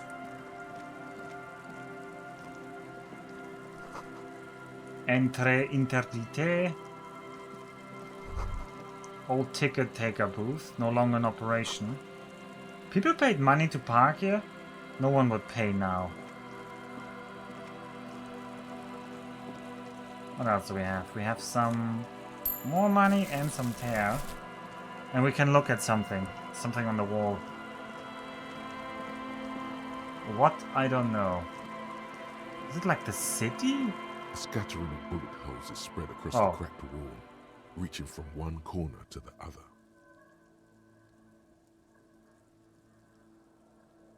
Kim, look, even more bullet holes. Something definitely gone down here. Correct. The density of the bullet holes is unusual. Even in a general average bullet hole frequency in Martinez's sense. Grim affairs. Meaning, this is a lot of bullet holes. Looks like fully automatic rifle fire. Something you don't see these days. Why not? The manufacturing and sale of automatic rifles was curtailed after the revolution. The destructive power of such tools proved to be too much. We do need to retain some humanity in this world. Alright, let's calculate this visually. We don't have a big chance, but we'll try. Unable to piece together the big picture just now. There's a hole in their hypothesis. Alright, I'm dumb. Oh great, thinking I'm dumb actually Scattering of damaged bullet me. holes looks like one giant smiling mouth, smiling its deadly smile, laughing at you, and the world, and the living. Well, what a shame. We'll never figure it out. More terror and money. And another box. Ah, minus perception. No, we're not taking that.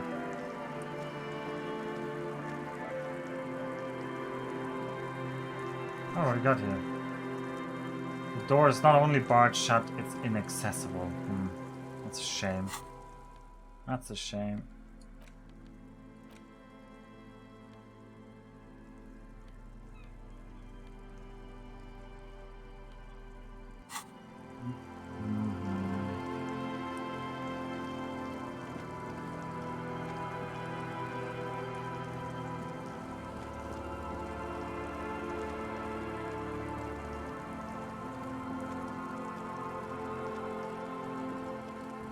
Well, this building just looks like utter garbage, so...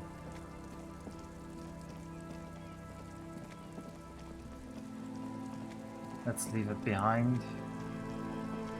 Oh, I missed this one.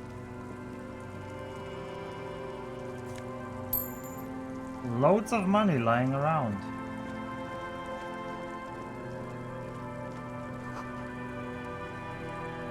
Boy number 11.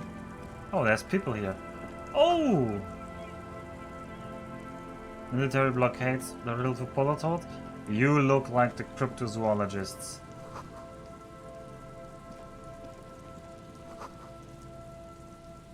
Soggy logs smell of ignition fluid.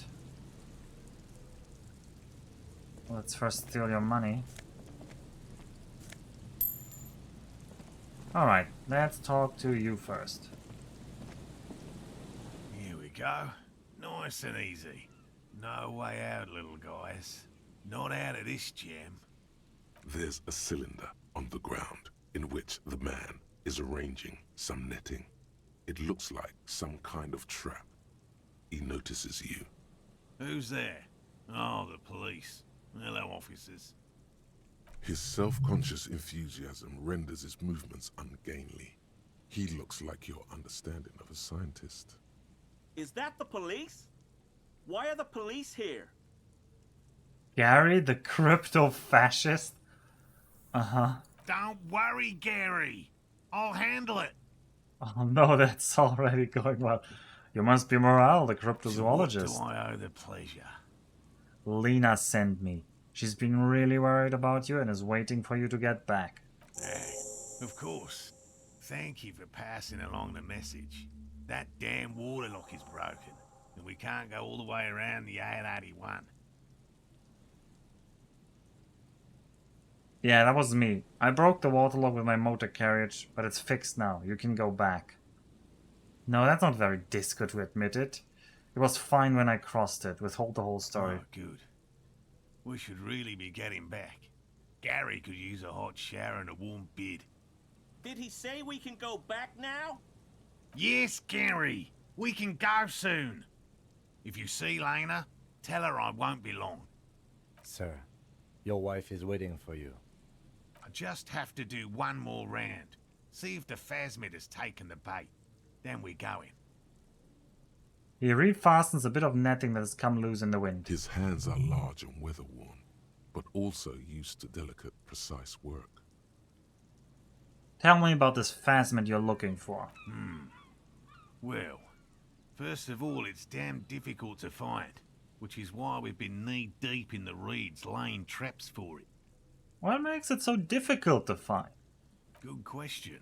Being a phasmid of the order Phantasmodea, a ghost insect, it disguises itself as plant matter. In this case, the reeds. Awful lot of reeds around, aren't there? And I suspect it may have also developed other specialised techniques to protect itself from predators or scientists in our present case. Oh, what sort of specialized techniques? It's my hypothesis that it has evolved certain electrochemical defences that allow it to interfere with animal perception, impeding pattern recognition, confusing the visual cortex. But I cannot describe how these defences work, much less how they evolve, without studying a live specimen. So how big is this phasmid? I'm expecting it to be quite giant.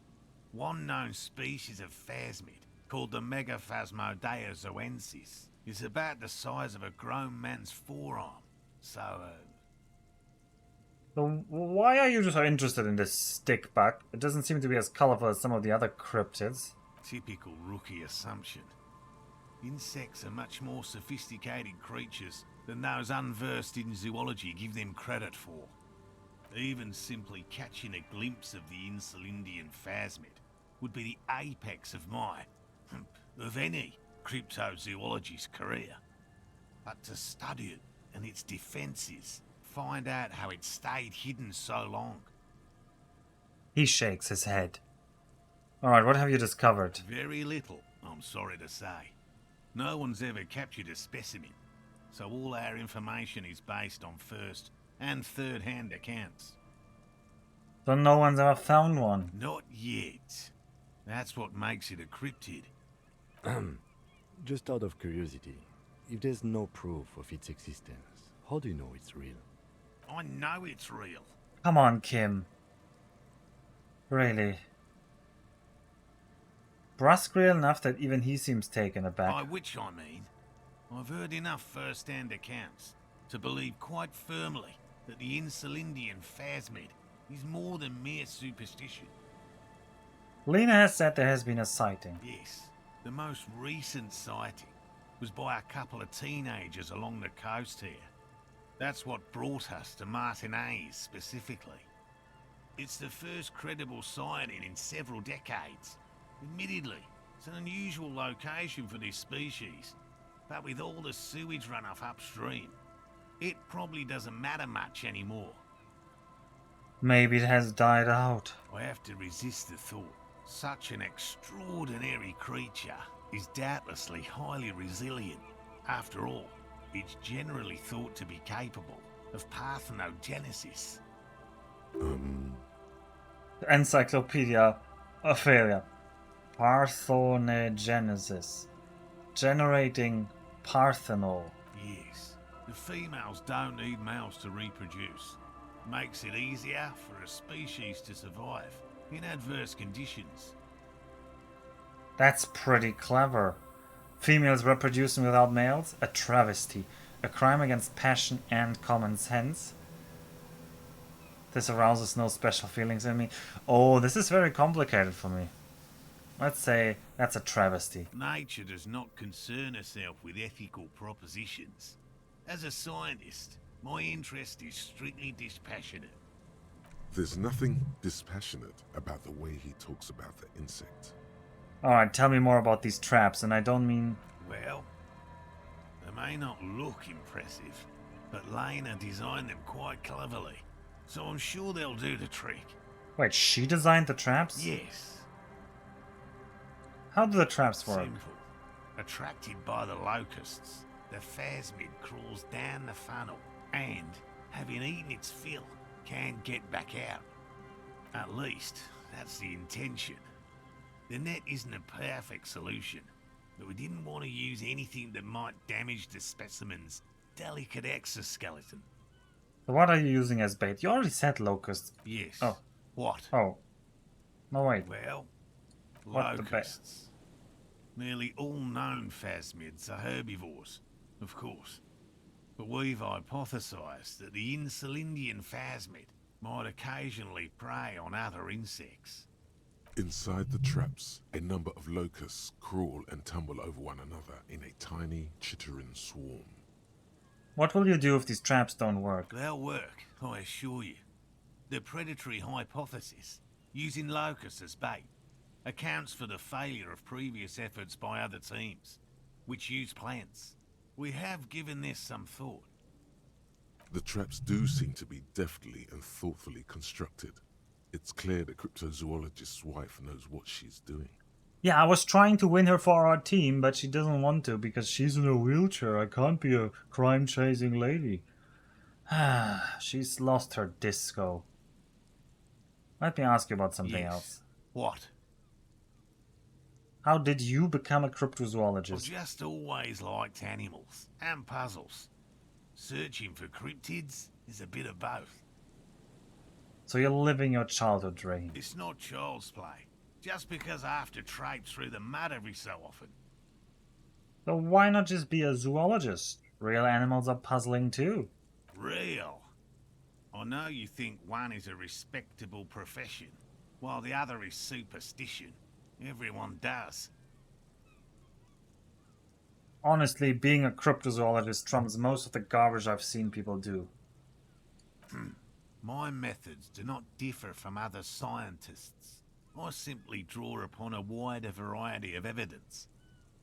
And I have more hope that something truly surprising might happen. And has anything truly surprising ever happened to you? No, as I said, I have yet to catch a cryptid, although I have come close. Close enough to keep trying. Alright, that was slightly different voice file. Interesting. Something for later, this close call. So, what kind of evidence do you use? Everything from forgotten regional lore to newspaper accounts, like the one that brought us here, to look for the phasmid. I keep a very open mind. So you've ever discovered a cryptid? No, we know he hasn't, but okay. No. Very few cryptids are ever discovered, and not for a lack of trying. To stay hidden is a cryptid's primary quality. It's even in the name, cryptid. So, how many cryptids have been found? Of the list of cryptids kept by the Cryptozoological Society of Chemnee, which is 4,082 items long, about 2,000 have been confirmed as hoaxes. 2 are categorized as confirmed discoveries. The rest are in differing stages of discovery, refutation, and data collection. Only 2? Yes, the Chateau Quan forest pygmy, who turned out to be an extinct species of primate, and a cave salamander from Grad, who is, honestly, quite unremarkable. It's in a zoo somewhere. We cryptozoologists are brutally honest with ourselves, more so even than the public. With cryptids, most cryptids are hoaxes or they are never found. That does not mean we should stop searching.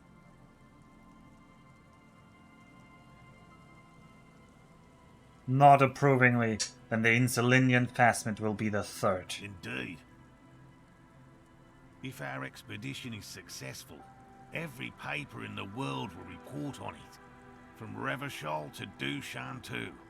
It will be a zoological miracle. Thanks for explaining, man. Yes? Alright. Lena seems pretty eager for you to return. I'm eager to return to her, I assure you. But I can't leave before we finish with these traps. My wife understands that just as well as anyone. He looks south, where Lena would be. Come on, Morel. We've been soaking out here for days. It's time to go back. And leave the traps? Absolutely not. I won't let Lena down.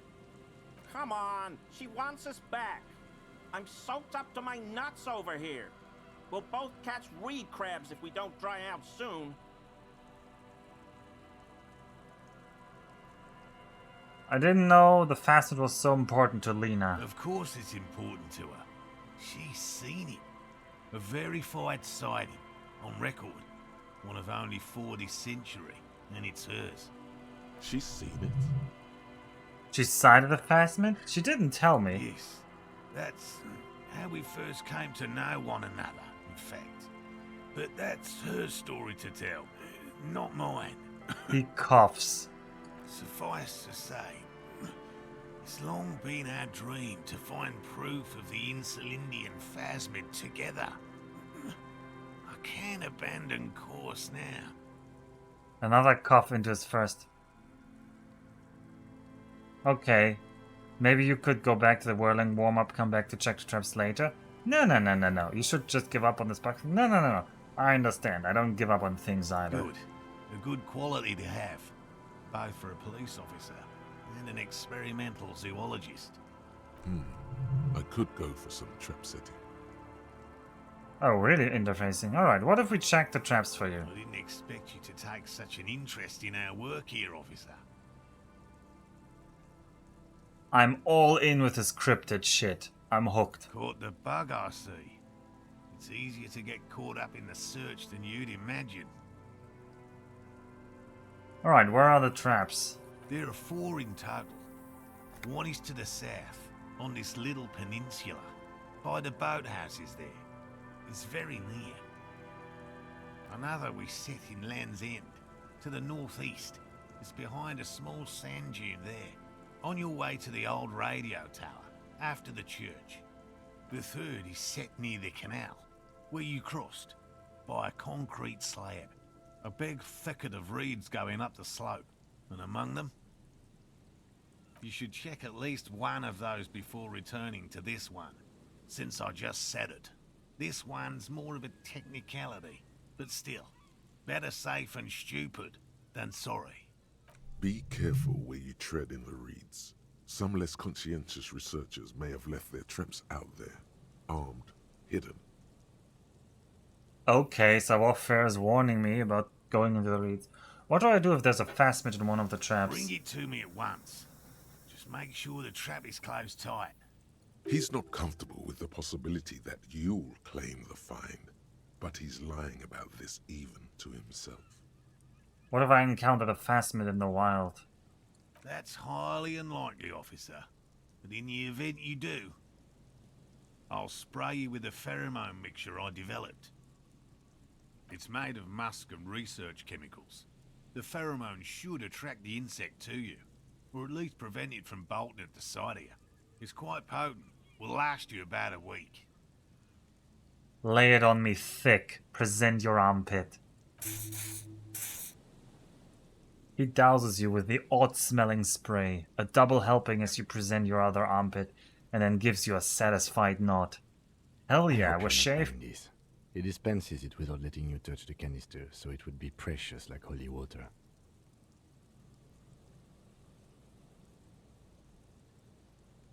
Come on, Kim. I just got shaved. Now I got some free deo. I got a free sleeping place. I'm a new man, Kim, and you're just jealous. It is precious. A single dose cost me 50 real to develop. Not that I expect you to understand self-financing one's own research. He looks at the lieutenant with disdain, then puts the spray back in his pockets. Yeah, can I look at the lieutenant with disdain as well? Him, really, you're not showing your best side today.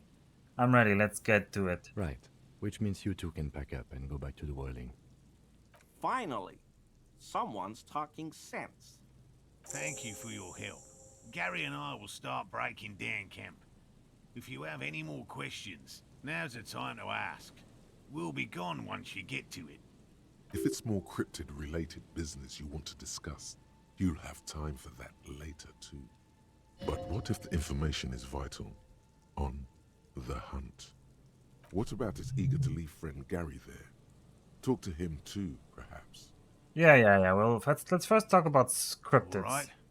What cryptids precisely? I usually discuss these things with specialists, so I don't know what. We would have to discuss. He wants to say, but decides against it, since you've offered to help. You need to ask him about specific cryptids. Cryptids you've heard about from Lena, or his friend Gary. He won't just talk. I know about the most dangerous cryptid, the Gnome of Jeroma. Formerly the most dangerous, yes. But do you know the most dangerous living cryptid? That must be the evil apes duking it out on the giant ball. The what? The evil apes! I suspect I may be one myself. Oh, you're just talking about humans. Well, yes. We are quite dangerous, but we're hardly cryptids. He corrects his head and says as if it's the most sensible thing in the world. The most dangerous cryptid is a carnivorous ruminant, known colloquially as the dread moose. The dread moose? Yes. Canada? The dread moose subsists entirely on flesh. It has even been known to dig up fresh graves in search of sustenance.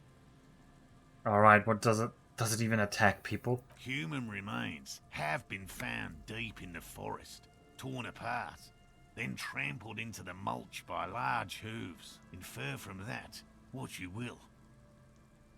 Oh. Okay, what does the dread moose look like? It's like an ordinary ardent moose. Wait, how do you know if it's the dread kind? You can't. That's what makes it so dreadful and hard to identify. I'm 100% behind the Dread Moose. I utterly believe it exists. Of course you do. The bodies found in the forest are just one piece of physical evidence. There's more. Sightings in Vasa, reaching back 4 centuries. But, of course, nothing satiates the skepticism of. A detective. Pardon me, I did not wish to seek conflict. It's simply my training to question things. Kim. Understood, Lieutenant. I know the biggest cryptid, the Giant of Kokonur. That's impressive, I guess. But have you seen it with your own eyes? Do we lie? Do we just straight up lie to him?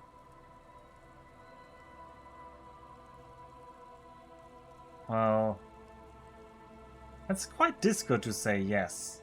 But no, that's disrespectful. Have you seen it? I haven't had a chance to travel to Kokonur. No. And I likely never will. The Samaskill desert region has been embroiled in a small civil war for the last 8 years. I fear this mindless barbarism may have wiped out the elusive creature entirely. Sightings of towering luminosities have grown rare recently, while they once used to be constant. It remains unclear what this has got to do with you seeing it, as he was inquiring before. He was just being defensive.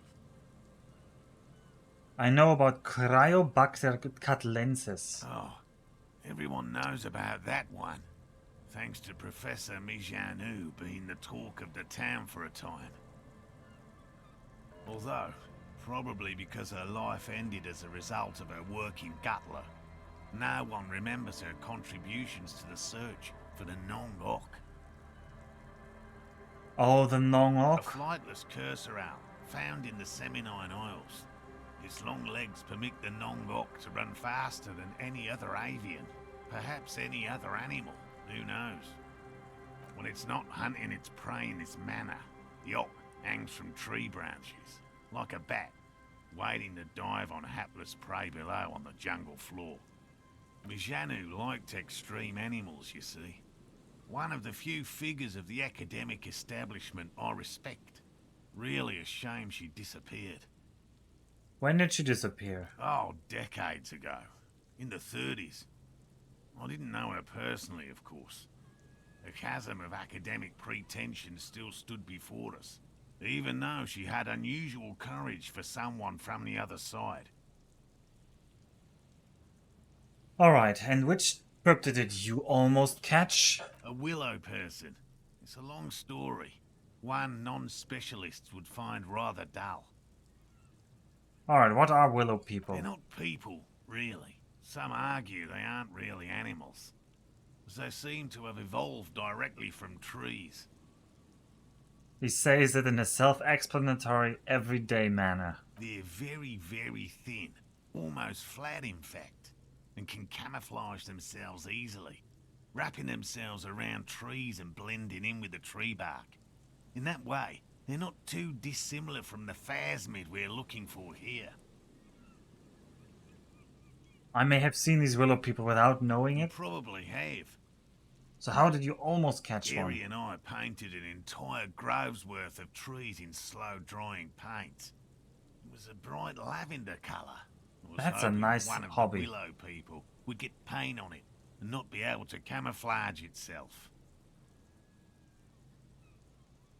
Slow drying paint. Bright lavender color. After waiting in hiding for hours, I saw a figure slip from one of the trees, a lavender shadow dashing through the grove. I And chased then? it with a net. Not very elegant. You can't be elegant in the field. And, well, it was faster than me. A lavender shadow. He smirks. I know you think we were snacking on funny mushrooms. It's easier to mock someone than to admit that the world might be more interesting than you've imagined. I mean, the writing on these cryptozoologist people is really spot on. No, actually not. They're almost too sane. Like, they were trying to write them too sane sounding, but okay. Furthermore, I'm not saying it was a confirmed sighting. I'm painfully aware of what goes into verifying such things. There is a serious possibility that I saw a squirrel or a trick of the light. I am my own harshest critic. And Lena's sighting of the phasmid is that... Confirmed. It's 100% verified and meets all the standards of an authentic cryptid sighting. Alright, can you tell me about a cool cryptid? No offense, officer, but I'm not much of a pedagogue. I don't know what I would have done if Lena hadn't persuaded me to go back to field research. You should ask her if you want interesting stories. Me? I'm not a people person, unless you haven't noticed. And I don't make a good lecturer. My strength lies in field work and persistence. He brushes an errant strand of hair from his eye. This is a gruff man who's been ridiculed too many times to feel comfortable talking about what's dearest to his heart. It's in his shoulders. His face is everything. Alright, let's change the subject then. By all means. Alright, I'll get going. Alright, let's talk to Gary. No, wait. Let's first level up something. But what? We could get another thought.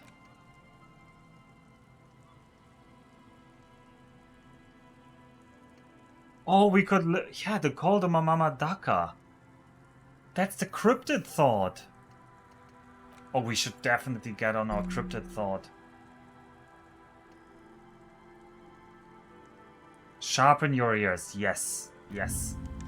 I definitely want to call the Mama Daka. Why did I not already try this? And the law jaw? Maybe. Alright. What did he say about Heimdall? Anyway, Gary, you look different. Hello, I'm Gary. Very generous of you to help us out, officer. Oh, he has the Ravacholian sun in the background. Yellow man. I mean, officer. Oh, Yellow Man. The lieutenant raises his eyebrows slightly and takes out his notebook. Yellow man. That sounds awfully familiar. Something to keep in mind for later. I'm just waiting for my friend Morel to finish up with his insect traps so we can return to civilization. Not a lover of the great outdoors? I like nature, just not this bloody coast. It's mostly drunks and degenerates that come here. Degenerates. This man respects authority too much. To see the truth inscribed upon thine own visage. Pretend thou art a paragon of virtue. I'm neither of those things, I can assure you. I'm a by-the-books, clean-as-whistle officer of the law. I'm not even tempted to touch intoxicants. I've been tempted on occasion, but someone has to stay strong for Revacol. Revacol?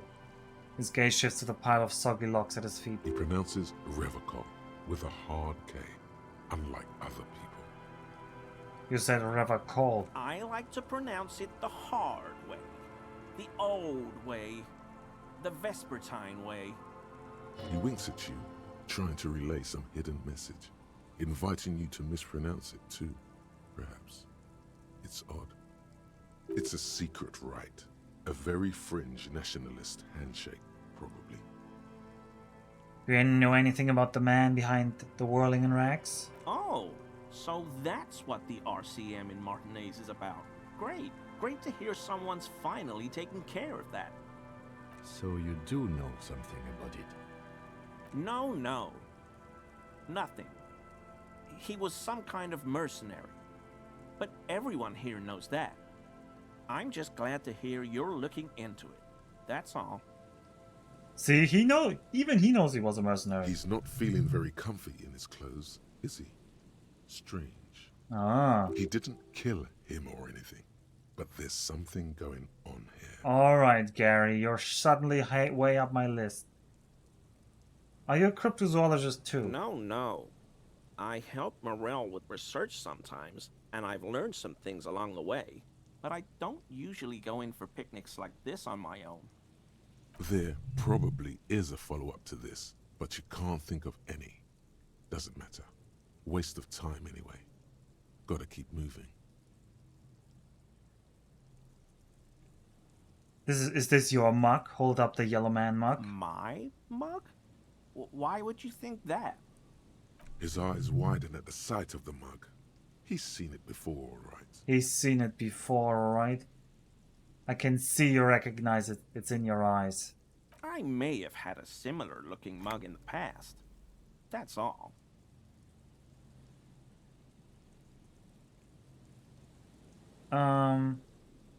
Alright, I believe you. You look like the kind of man who knows it's a crime to lie to an officer. You put the mug in the trash behind the whirling racks?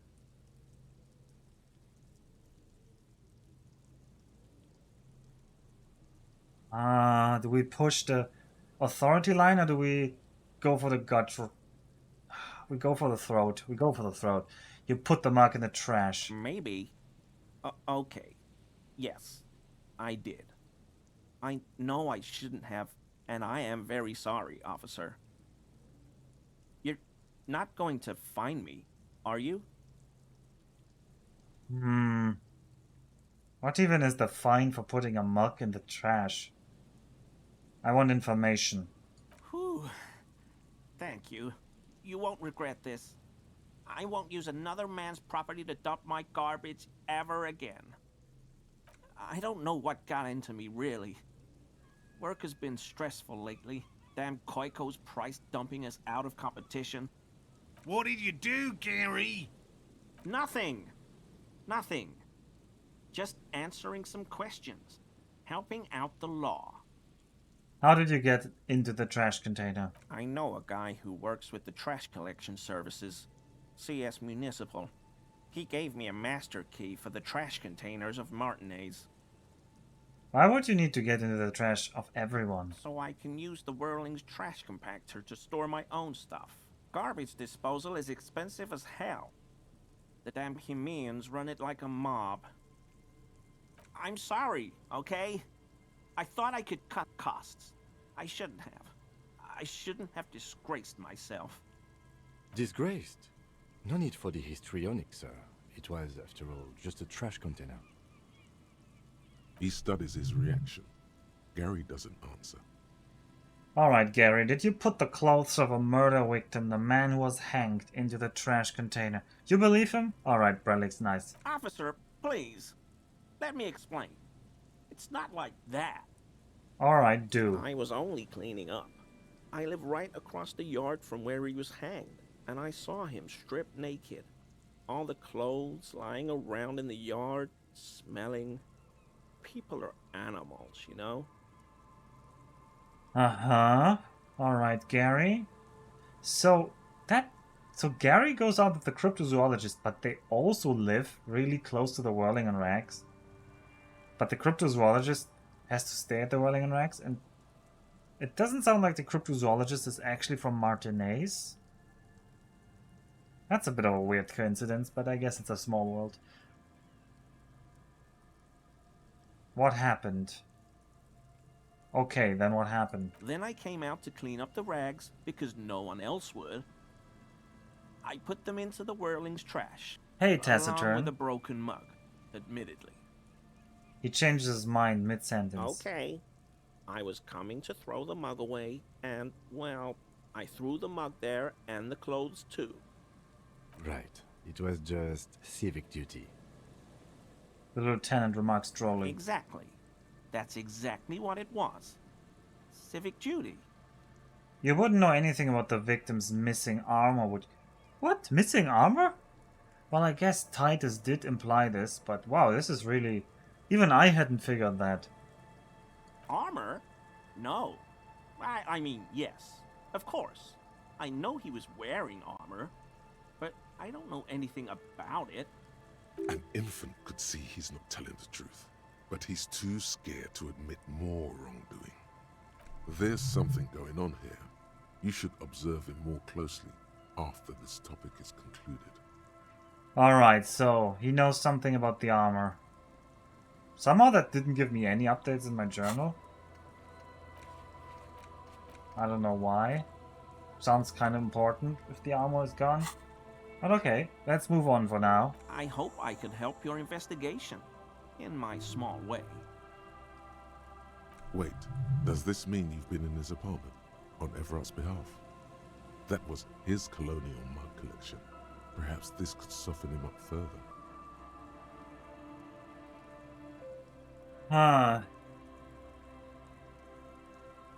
So Gary, you live in an apartment in Martinez, point in its direction. Sure do, officer. His eyes narrow slightly. He's wondering where this is going. And your big man from Helmdal fan. How?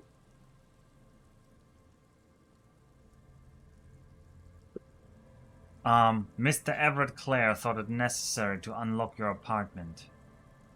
Mr. Clare unlocked my apartment? No, I did, per his request. So you work for Everard Clare? Officer, please tell him we're good.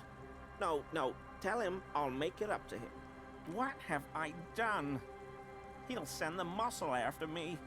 The man looks around, whispering. He makes sure no one hears you talk. As he lowers his tone, he hunches his back. Really, I don't even know what it was about. I just opened the door. No. Yeah, I don't know what it was about, but he doesn't like you. Try not to shit yourself, Gary. It's just an open door. Not grimly. Our discussion on this topic is over, Gary.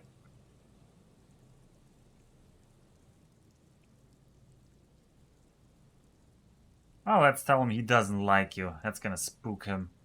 I was probably talking too loud in the whirling the other night. About some theories. Stupid. Shouldn't have run my mouth loud like that. I won't do it again. If there's anything I can do to assist you, or the Union, just ask, okay? I'll try to help if I can. Alright. The weather vane has turned. He cannot be unturned. He clearly liked his squirming. He may even have changed his mind about the whole door-opening operation. Okay. Legendary composure. Why is he shifting around like analyze Gary's composure? What? Oh, low. Is he? He's looking comfortable enough. Maybe it was just beads. Sounded like beads. But what kind of beads might a man like Gary be hiding beneath his clothes? Gary, are you cross-dressing by any chance? Are you currently sporting some anal beads? Oh boy. Oh boy. You wouldn't be able to hear if you were wearing anal beads. Come on, Kim. Yes, JJ, it's probably anal beads. Please excuse my colleague's humor.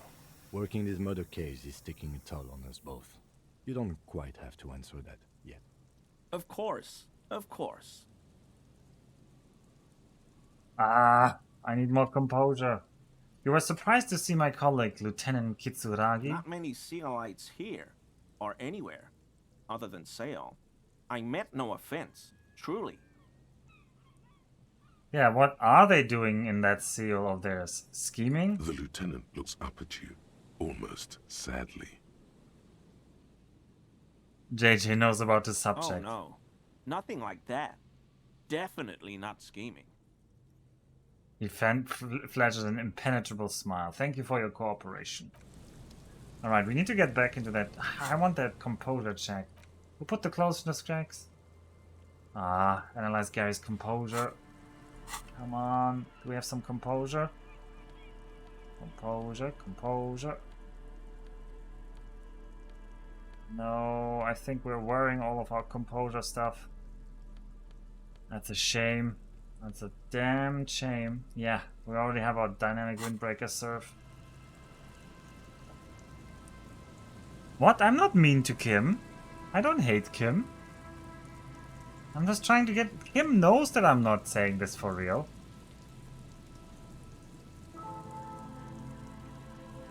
Always I mean, officers.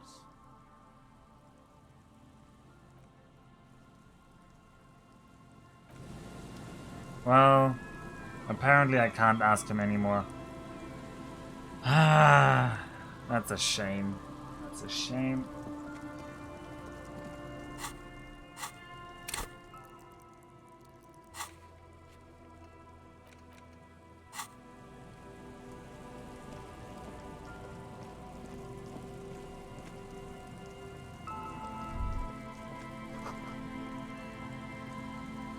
Alright, it's almost impossible to get a fire going. Gotta go level up your composure. This is why you save a level up until you need it. Nah! I'm not min-maxing this game. I'm not gonna min-max this game. I mean, I'm min-maxing my own way, but I'm not gonna try to like be optimal in any way. Alright, let's check this one. There's a trap in the reeds at your feet. Looks like the same one you saw Morel set before. Same mesh, same wiring. Alright, let's look around. Behind you, the ruins of a residential building rise over the reeds, shielding them from the wind. The reeds rustle confidently. Alright, reach for the trap. Locusts are crawling around in the trap, confused but uneaten. You see no carnivorous reed phasmid gorging on them. Big surprise. Anyway, 1 down, 3 to go.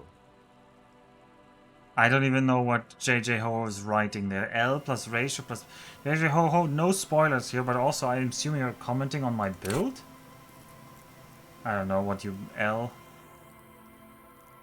Yeah, I mean, no, savoir-faire. We're like all savoir-faire. And hand-eye coordination, yeah, it's decent. We want to get better at that, definitely. Our signature skill is actually reaction speed, the quickest to react, an untouchable man. But we're in general, we're like a sneaky one.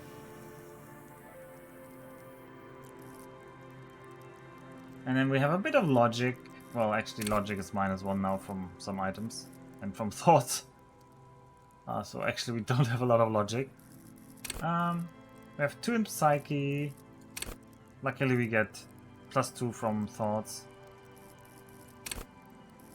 And I put 1 skill point into endurance because having only 1 health was painful because we already died. Jesus Christ, what is that, Nev? Logic -1? No, it's not -1. We have 2 logic. We have 2 logic. Total 2. 3 + 1 - 2.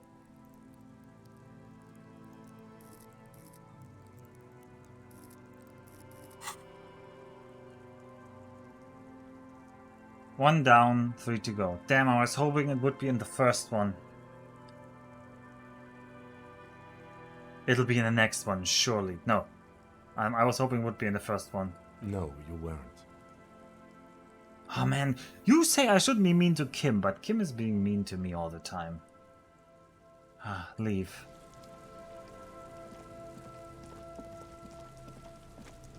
No, it's not -1 total. No. I do have some stats on -1, like, I guess authority 0. Shivers is 0. I don't even know what Shivers does. It's probably some kind of like... It seems like there are many skills that do similar things, just in different categories. Alright, what else do we have here?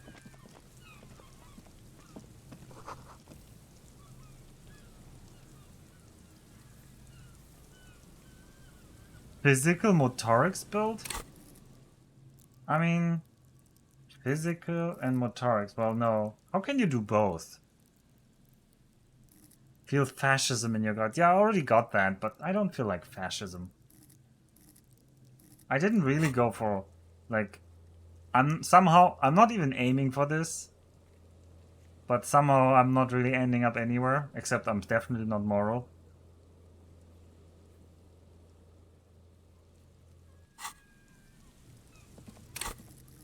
Shivers 0 sad? It's the best skill? I don't know. I feel like savoir-faire is the best skill. Savoir-faire has been amazing so far. Alright, what do we have here? Are you Mikhail noticed the windows, especially with how there are no windows on the south side. This was to deal with. A blonde man stands next to his son, pointing to the weather-worn ruins. He sees you approaching and smiles. You officers, come to investigate the historic subtext of West Martinez? I'm Tran You must be Kim Kitsuragi, right? I was just telling my son about this building. Not a lot of people realize the historic significance here. Very rich in hypertext. Nice to meet you. Hypertext? My character had 5 physique and 4 motorics. Well, respectable. Oh hell yeah, it's this guy. You can only reasonably say that savoir-faire is the best motoric skill. You aristocrat? You can't fool me? That's not your aristocrat. Hold on, hypertext? Yes, hypertext. Young Carp and the collection of cultural hyperlinks. Okay. What was that about the windows before? Oh yes, so Mikhail. They had to deal with monitor glare, especially in the summer. They still had vector monitors back then. That was 49 years ago. So they didn't have windows on the south wall. Wait, what? They had computers 49 years ago? You and Kim know each other? No, I can't say that we've met before, but I've heard of Kim, of course. Mikhail, say hi to the officers.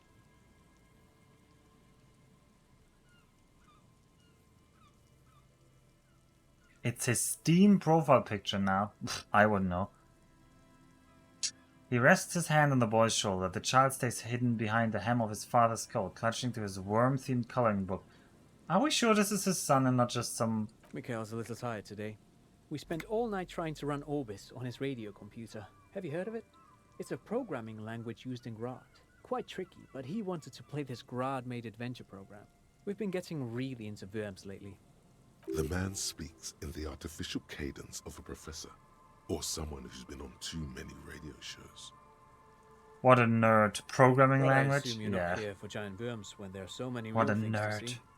Just as I was telling Mikhail before, this is where the Coalition landed in '08. We could be standing on what is the most interesting landmark in Revachol West. He points to the building. So what's so fascinating about an empty old building? Aha! But it's not just any empty old building. He raises his hand to his eyes, springtime sun warming his handsome face. Wait, this is spring? Ugh. I think it's April, right? All 4 of you turn to admire the mural before What you. not a lot of people know is this used to be the R&D department of Felt Electrical. And Felt, which now sells ink cartridges mostly, was once a top dog in the turn-of-the-century cybernetics boom. Hold on. What's R&D? Oh, what's R&D? Wait, what's an R&D department? Apologies, it's an acronym for research and development. They don't use it anymore.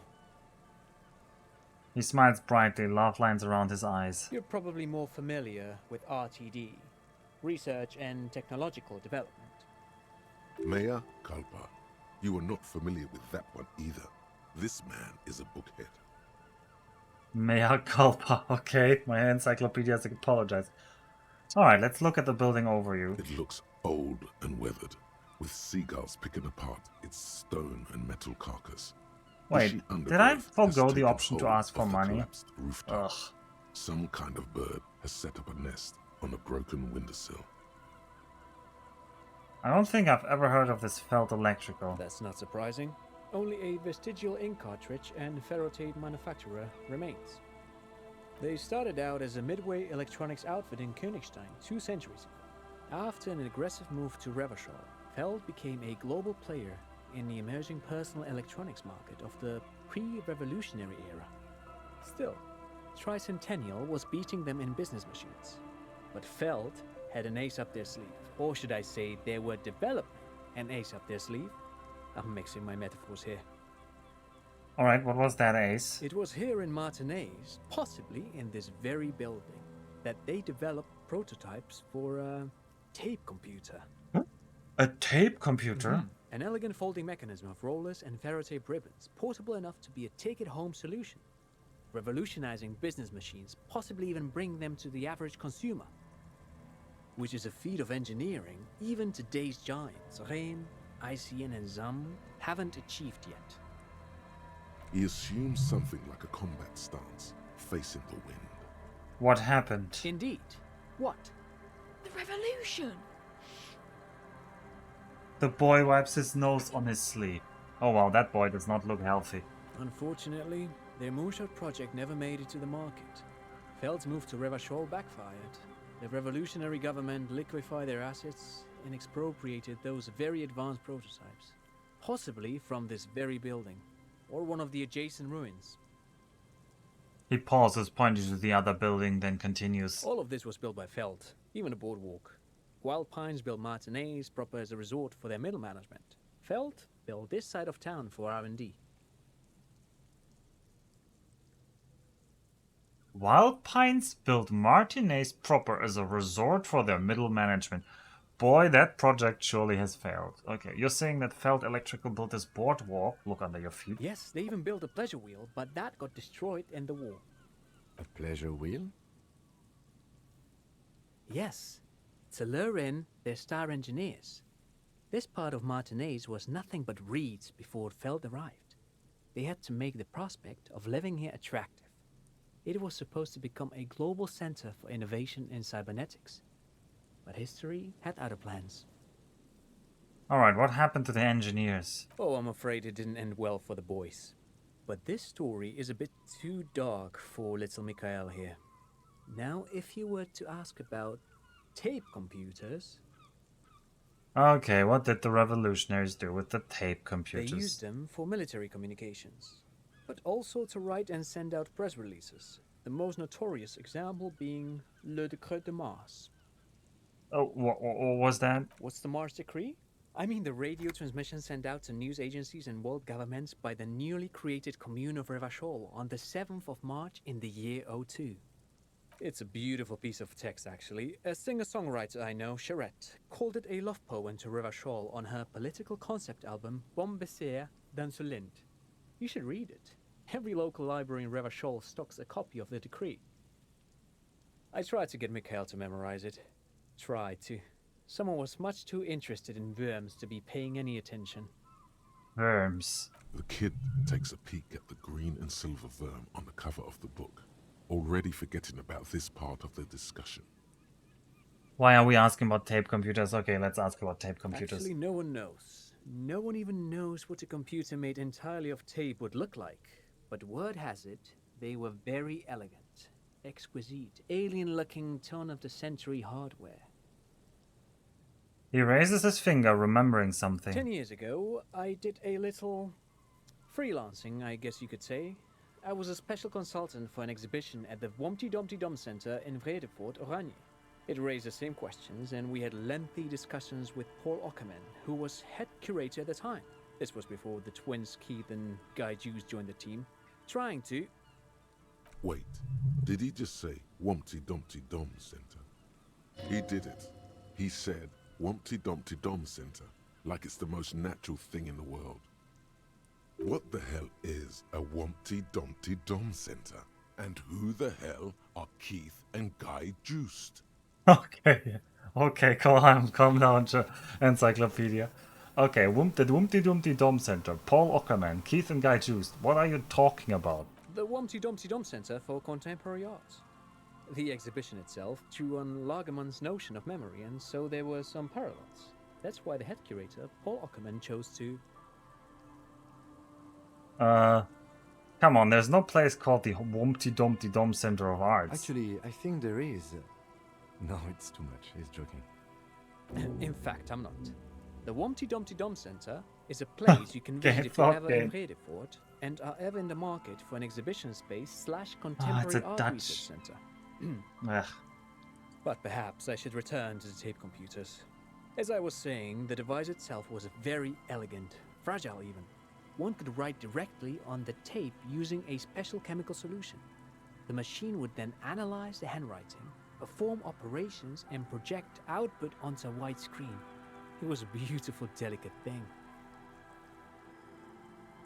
Okay, let's just nod and say cool. Very, very cool. Though I understand the socio-economic causes of the revolution, it pains me to imagine the revolutionaries setting fire to this precious device. But so they did. The Feld playback experiment vanished into the fires of 07. Wait, the Feld playback experiment? Yes, the official name of the prototype. Some sources report it as the Feld playback experience, but those are incorrect. Alright, why did the revolutionaries destroy it? Who knows? Maybe it was an accident, or maybe they didn't want the technology to end up in the wrong hands. Either way, they're all gone now. All 3 versions of the prototype. Nothing but debris and ashes remain inside that building. Alright. I'm pretty sure that everything everywhere still says Feld device here, so I don't know what's going on with the company being broke. I wanted to ask someone else. Yeah, also here I think it says... Didn't it say Feld somewhere on the interface? Yeah, here it says Feld playback. So... What, is that a meta joke? Is he just lying and this is he crazy? I don't know, because clearly my interface is a Feld playback device. Is this yeah. So we're writing on something directly on tape. Are we writing directly on the tape here? Maybe we are. Maybe your interface is secret, yeah. Alright. I wanted to ask something else. But of course. What else? I want to hear about the... You look like someone who has money. Do you have any money? I do have some money, yes, but that's not what's really important here. Alright. I could have some of that unimportant money then. Oh no, I don't have it on me, officer. I was talking in more general terms. He looks uncomfortable, his left hand squeezing his son's I'm shoulder. just spending time with my kid here, showing him around the lesser-known parts of our hometown. It wouldn't be wise to carry huge amounts of cash on such expeditions.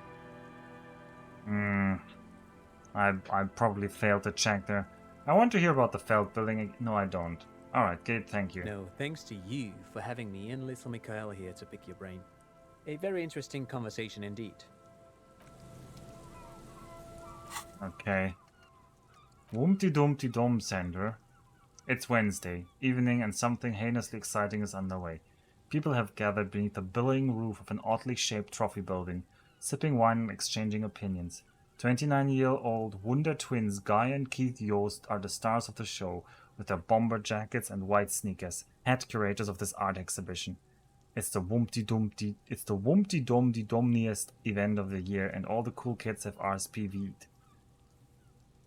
Where are you if you are not here? Very hard to predict what that would give me. Oh, we don't have a point free anyway right now. Alright, what do you have? Some more money. What's that up there? Another power box. Charges nothing. Let's break open. Let's break on through to the other side. Ooh, loads of money.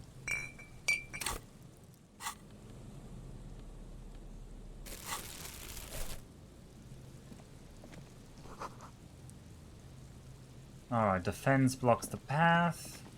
You see a once bright mural towering above you. The signage has peeled off over the years, but you can still make out Feld Electrical R&D. A slogan used to intertwine with the loops a long time ago. Now, only a shadow of peeled letters remains. It says, "Tomorrow is just a whisper away." Tomorrow is just a whisper away. Looks like tomorrow never came. Oh, Kim, you're such a downer. Alright, can we talk to the boy specifically? Or are you like a group? Are you like a group deal? I would like to interview your son, Hello sir. again? Oh, okay. Why can't I ask him about the murder? Weird. Some people we just don't get to ask. The windows rattle from a strong gust of wind. They're covered in a thick layer of grime. They must have been like this for 40 years. Try to see inside. Dripping water falls from a high place. All you can see is the shadow of a collapsing staircase. Lieutenant, can you make out what's inside? No. I won't even try. You know, He takes his glasses I off. had a partner once. They called him Eyes, because he had to show me things. It's that bad.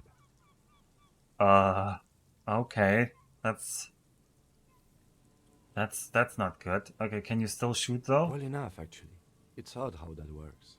I'm no sharpshooter, but I pass my shooting courses 7 out of 10. His hands lead the way when it comes to that. And his shoulders. It's reflex. It's reflex. Right.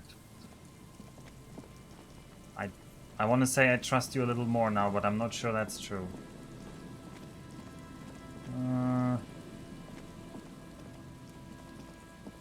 Oh man, it's so difficult not to lose orientation. Is that the jacket? That is the Someone jacket. has left an unidentifiable article of clothing on this railing. It smells really bad. Take a closer It's look. streaked with dried seagull shit and tangled with pieces of seaweed. A dangling arm suggests that there might be a jacket beneath the crust of filth. Perfect. Please tell me you're not taking that with you. I think this is the jacket of the idiot Doom Spiral guy wanted me to find. I'm sure he'll be thrilled to have it returned. Excuse me? There we go. The filthy jacket.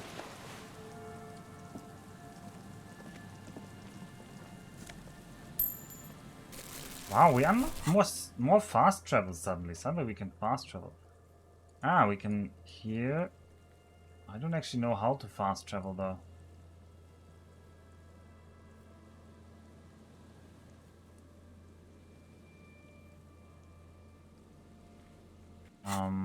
Was it?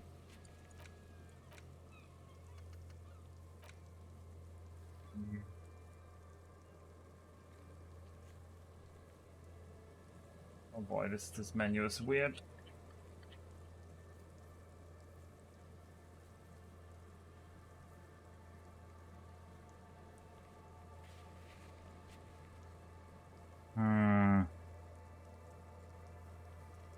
Let's check.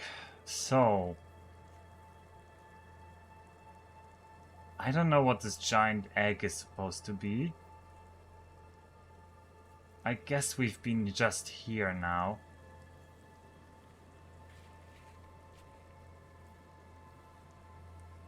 I don't really know what that is.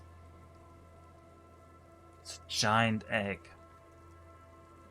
And this must be the dilapidated hospital or something?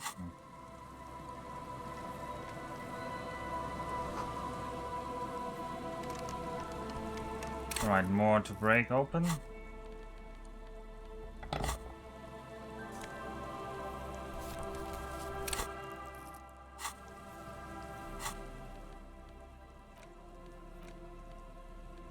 Oh, we can interact with the jacket. Alright, let's look at this. As you hold it in your hands, it makes an uncomfortable crunching sound. How did this jacket get so It's a disgusting? sordid, filthy tale, not for the weak. Are you sure you can stomach it? Yes. Some secrets are better left uncovered. Don't even try. Seriously. No, we are thinking It about it. occurs to you that you're not even holding the jacket itself, but rather the thick crust of jetsam and seagull shit that ensconces it. It smells like a dead sea creature, tangled in grey strands of seaweed. It must have spent quite some time in the water before the tide deposited it ashore. Alright, what's the crust made of? Somehow, it was carried or dragged to the boardwalk. If not by human hands, then perhaps the feral dogs that prowl the beaches at night. Okay, that's pretty disgusting. I've had enough. Really, I don't. Why did you think about it? Look at your hands. They're covered in muck. Maybe if I wipe my hands on my pants. That's why we're not wearing pants. Oh, no, that's low morale. Yeah. What? No. Then it'll just be on your pants. This is a disaster. You'll never get the smell out. No, we're not wearing pants. Look at us. Not wearing pants. My whole the game is just not acknowledging my genius strategy at this point. I feel betrayed. Mega Binos prescription lenses. Minus perception plus 2 encyclopedia. That's, yeah, those are some lenses.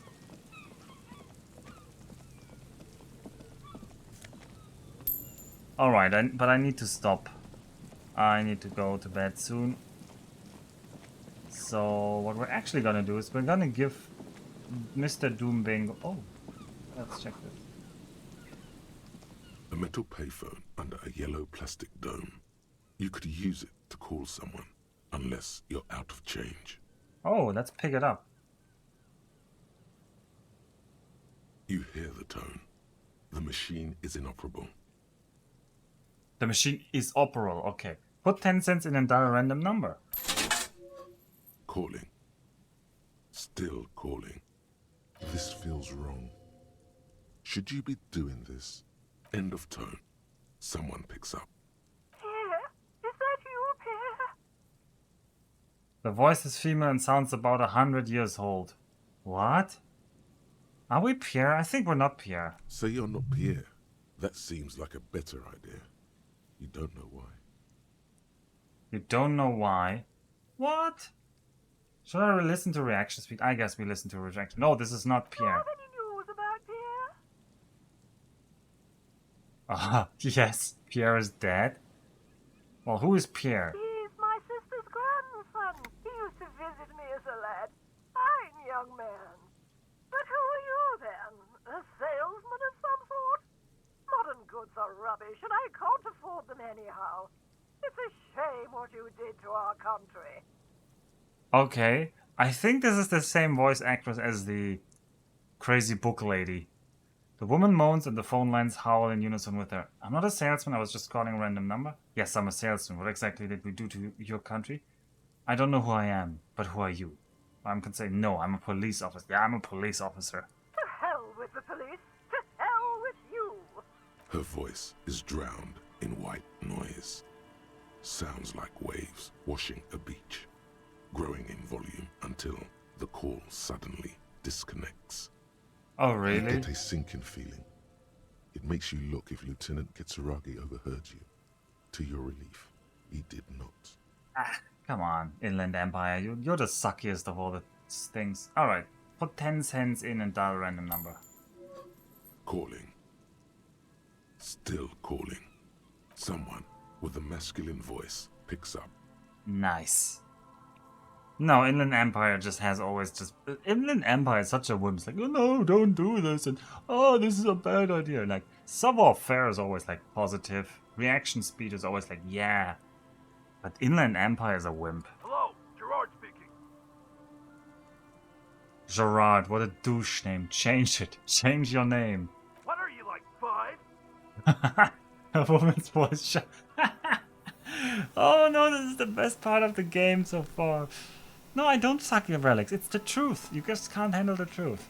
A woman's voice shouts something in the background, and when Gerard speaks again, his voice is hushed. Thanks for calling, asshole. Phone hanging up. Disconnect tone. Alright, let's try again. Calling. Calling. Calling. Still calling. Still calling. Don't do this to me, game. Come on, you can give me more than 2. Stop calling me, man. Someone picks up. The voice on the other end is slightly hysterical. I'll get you your money, alright? I just need till tonight. Let me work. Alright. Yeah, but a slight change of plans. I want this delivered to the Whirling and Rex in Martinez. Tethys. Hey! You're not Tethys. Screw you, and don't ever call here again. You're fucking with some serious people. Disconnect tone. Ah. Yes, yes, Kim. Shut up. Alright, more random. Calling. I'm tired. Yeah, I'm also tired, but this game is too good. The man answers fast this time. His voice is hoarse from cigarettes. You hear typing in the background. Sounds like he hasn't talked to anyone in quite a while. I'm tired too. If I could go just 1 month without writing, no, 2 months, I could regenerate my brain. Fucking liberalism. The man disappears with a sigh. You do not hear the customary disconnect tone, just silence in the handset. The machine is still waiting for you to dial a number. Seems like it did not have time to swallow the coin. This sometimes happens. Lucky you, the call went too fast for the payphone to register. You can still make a new one without paying. Alright, interfacing medium 10, dial random number with your eyes closed. Close your eyes and put your index finger on the rotary dial. Then pull down on the number.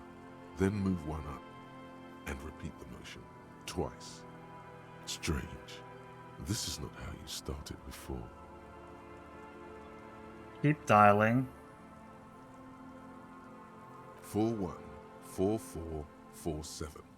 The rotary dial feels cold from the sea air. Keep dialing. 1117361.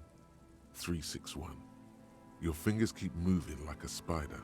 Every time the ring rotates back with a little ring of metal, like a bell tolling. There's more. Yes. 451-67451. You are going deeper now, into some unknown place, far away from this island of matter and its telecommunication networks. Finish it. 451. You have dialed God knows how many numbers. The headset has been waiting silently to relay a signal. Surely nothing can come of this, you think. But it does. A connection. An ultra-long distance call. Your air fills with a crackle, the wash of a strange ocean full of white noise. A little bird starts ringing in there, not like the local calling tone before. No, a small ring in a cage of distortion, far away. A distant network of phones. Calling. That's beautiful prose right there again. Calling in the night. Calling still. Ouch. The handset starts slipping from your sweaty palm. Your breathing is heavy. Oh, volition, hang it up. Let it call more. Calling. Calling. Calling. Calling. Calling still. Then the ocean breaks. Out of the depths, a woman's voice emerges. Small. The dearest thing you've ever heard. Hello? She sounds sleepy. Oh, what are we doing?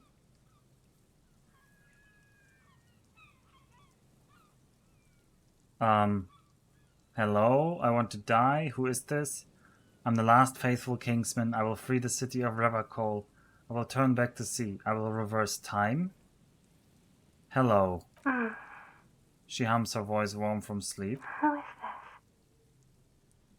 this? Your voice is so beautiful. Who is this? Dora. Who is this? The connection is bad. In the distorted distance, you hear someone turning next to her. Bed springs rattle. Is someone there? No answer. You're not sure, but you think you hear a man's voice in the background. Oh no, what? Oh no, a man's first. White noise. A man's voice and pain in background. Oh no. Alright. I'm the last faithful kingsman. I will free the city of Revacol. I will turn back to sea. I will reverse time. I mean, she's Dora. I don't know who Dora is. Let's say your voice is so beautiful. No, no. It's you, isn't it? It's you. It's you? I'm the last faithful kingsman. Blah, blah, blah, blah, blah, blah, blah. Ouch. Ouch. You're not a kingsman, Harry. You're drunk. Oh no! Somebody who knows us. Dead. Yeah, we will need more. We keep dying. Did you see my... I mean, for those who haven't, I've managed to game over in the first stream. Because I only had 1 health, because I have physique 1, and then... Because I didn't know when I made the character that the physique stat is like your health pool. Harry? Who's Harry? Are you sleeping with him? I'm also Harry. Are you sleeping with him? Wow. Wow, that's... Oh, look at how we're standing here. Wow. We have like inward turned. Can you guess, Alpha? No, I don't know. Dora. Could be our daughter. I don't know. Our mother, our sister. Because my guess is still that our wife must be dead. Our ex-wife, sorry. How do you know my name? Okay, I'm gonna say I'm not drunk.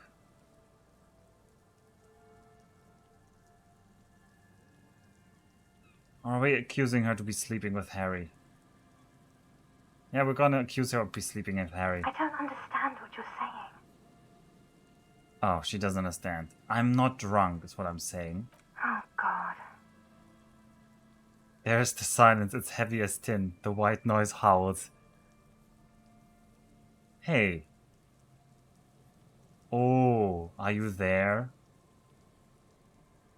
Oh, are you there? Do you know what time it is? It's so late here. Sounds like she's looking for a clock on the nightstand. It's 4 o'clock, Harry. I need to wake up in 2 hours. I want to talk about me. Who am I? You sound like you know me. Where are you? You sound like you're in another world.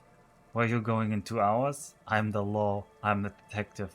I'm doing a case. There's a hanged man. Is someone there with you? Or hang up? I want to ask all of this. But what would Harry ask? He wouldn't worry about himself. Our Harry wouldn't worry about himself first. He would probably babble about the hanged man.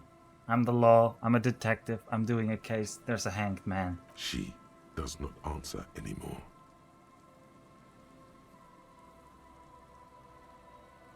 I'm gonna solve it. Harry. Disconnect tone. The machine ran out of money. Ah, that was a boring ending. Oh, we can dial her again. Yeah, let's harass her again. She's probably not Dial picking up. the number again. 26 pulls of the rotary dial. The machine eats the coin, and a terrifying ocean of distance rustles in your ear. In the middle of it, a familiar ring. Small, distorted. Calling, calling. Let it call. Calling, calling, calling, calling. It looks like she does not want to pick it up, Harry. Stop scaring her. Empathy? Why? You know why. Still let it ring. Calling.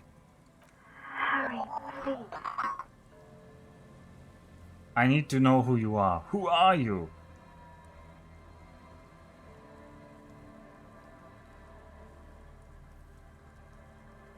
Are we gonna ask? Are we gonna be the jealous guy? No, I don't even know who that is. Who are you? Ouch. Ouch. I'm going to hang up now, okay? Phone hanging up. Disconnect tone. Well, we can call her again in 2 hours. Then she's going to get up anyway. She's not gonna sleep for the next 2 hours anyway. You dial the number again, as you've done many times. You remember it well now. 001 41 44 47. I should be going to bed myself. 17 361 451 67 451 451. We're calling America 001. Calling, calling, calling, calling, calling. Ouch. Calling. Oh man. And calling for who knows how long, but no one answers. You need to insert more money to call again. Well, we're just leaving then.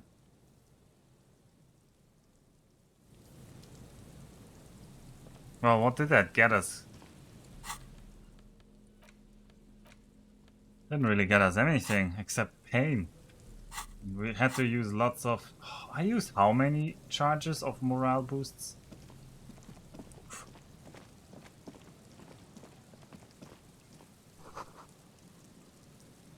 The dead phone there, and there's probably more to explore in this direction as well. But we will not worry about this time. Because...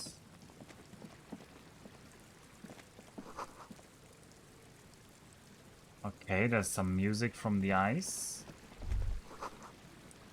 School of Fish. A drawbridge.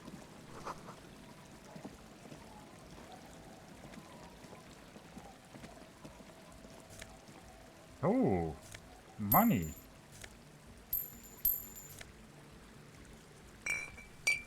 Some Pilsner. No, I didn't want to explore more. Damn it. It got you depression. Oh, that seems to be a freebie in this game. Alright, I should also re-equip our nice box here.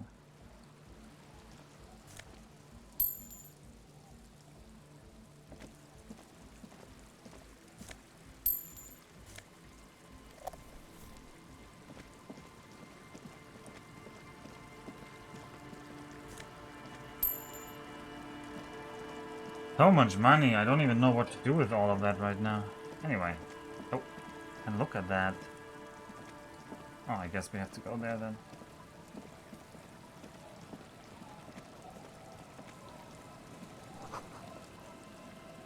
Oh, looking back at you from the rust-colored water.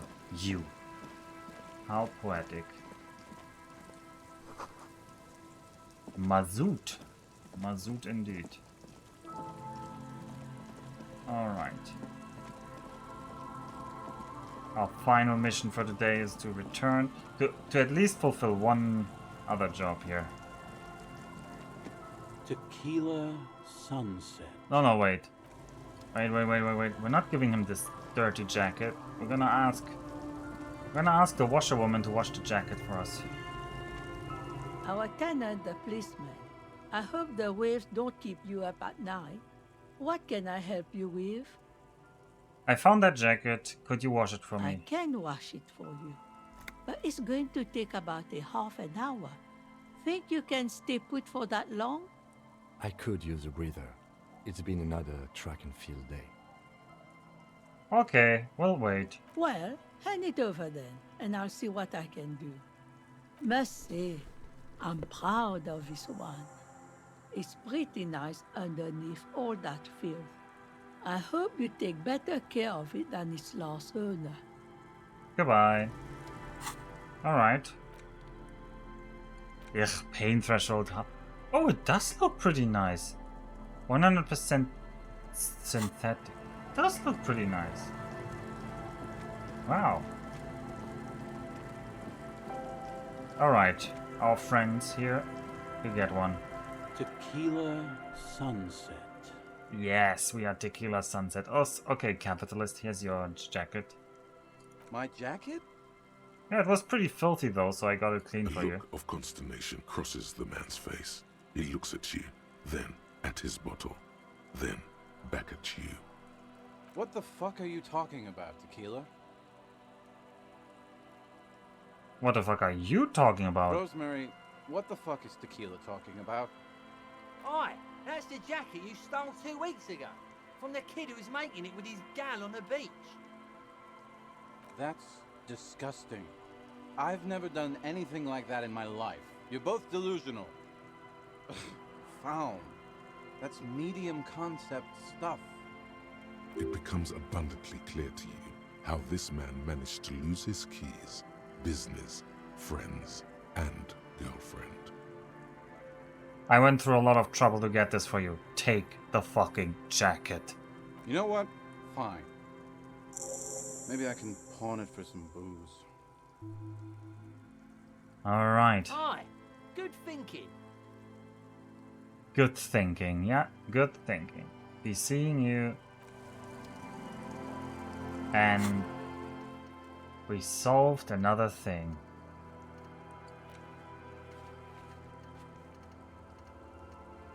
Oh, we've solved 2 things today. Wait. What about the zoologist?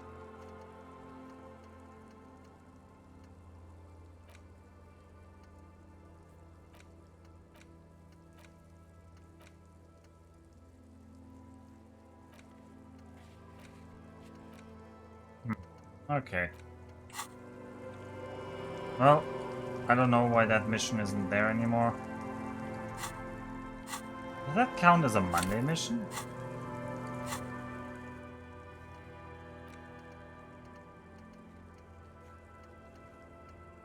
Oh, no, it counts as a Tuesday mission because we accepted it on Tuesday. Ah, so it doesn't tell you which day you solved it, just from which day this is. Okay. Also, we have a date with the smoke on the balcony after 9 p.m. tonight. I need to remember that. But that's for next stream. Because now I also need to remember to go to bed. And I hope you all enjoyed this. This was a pretty good session today. I don't know. Like, the writing today was pretty good. I enjoyed this. Okay, way better than last time where I was just like mostly running around not knowing what to do. This one got the ball rolling pretty well again.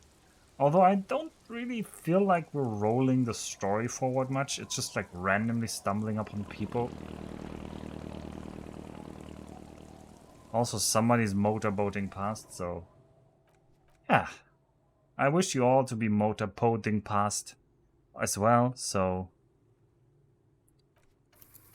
enjoy your day, enjoy your night, and I'll see you next time. Let's see if we can make it the whole week of Disco Elysium.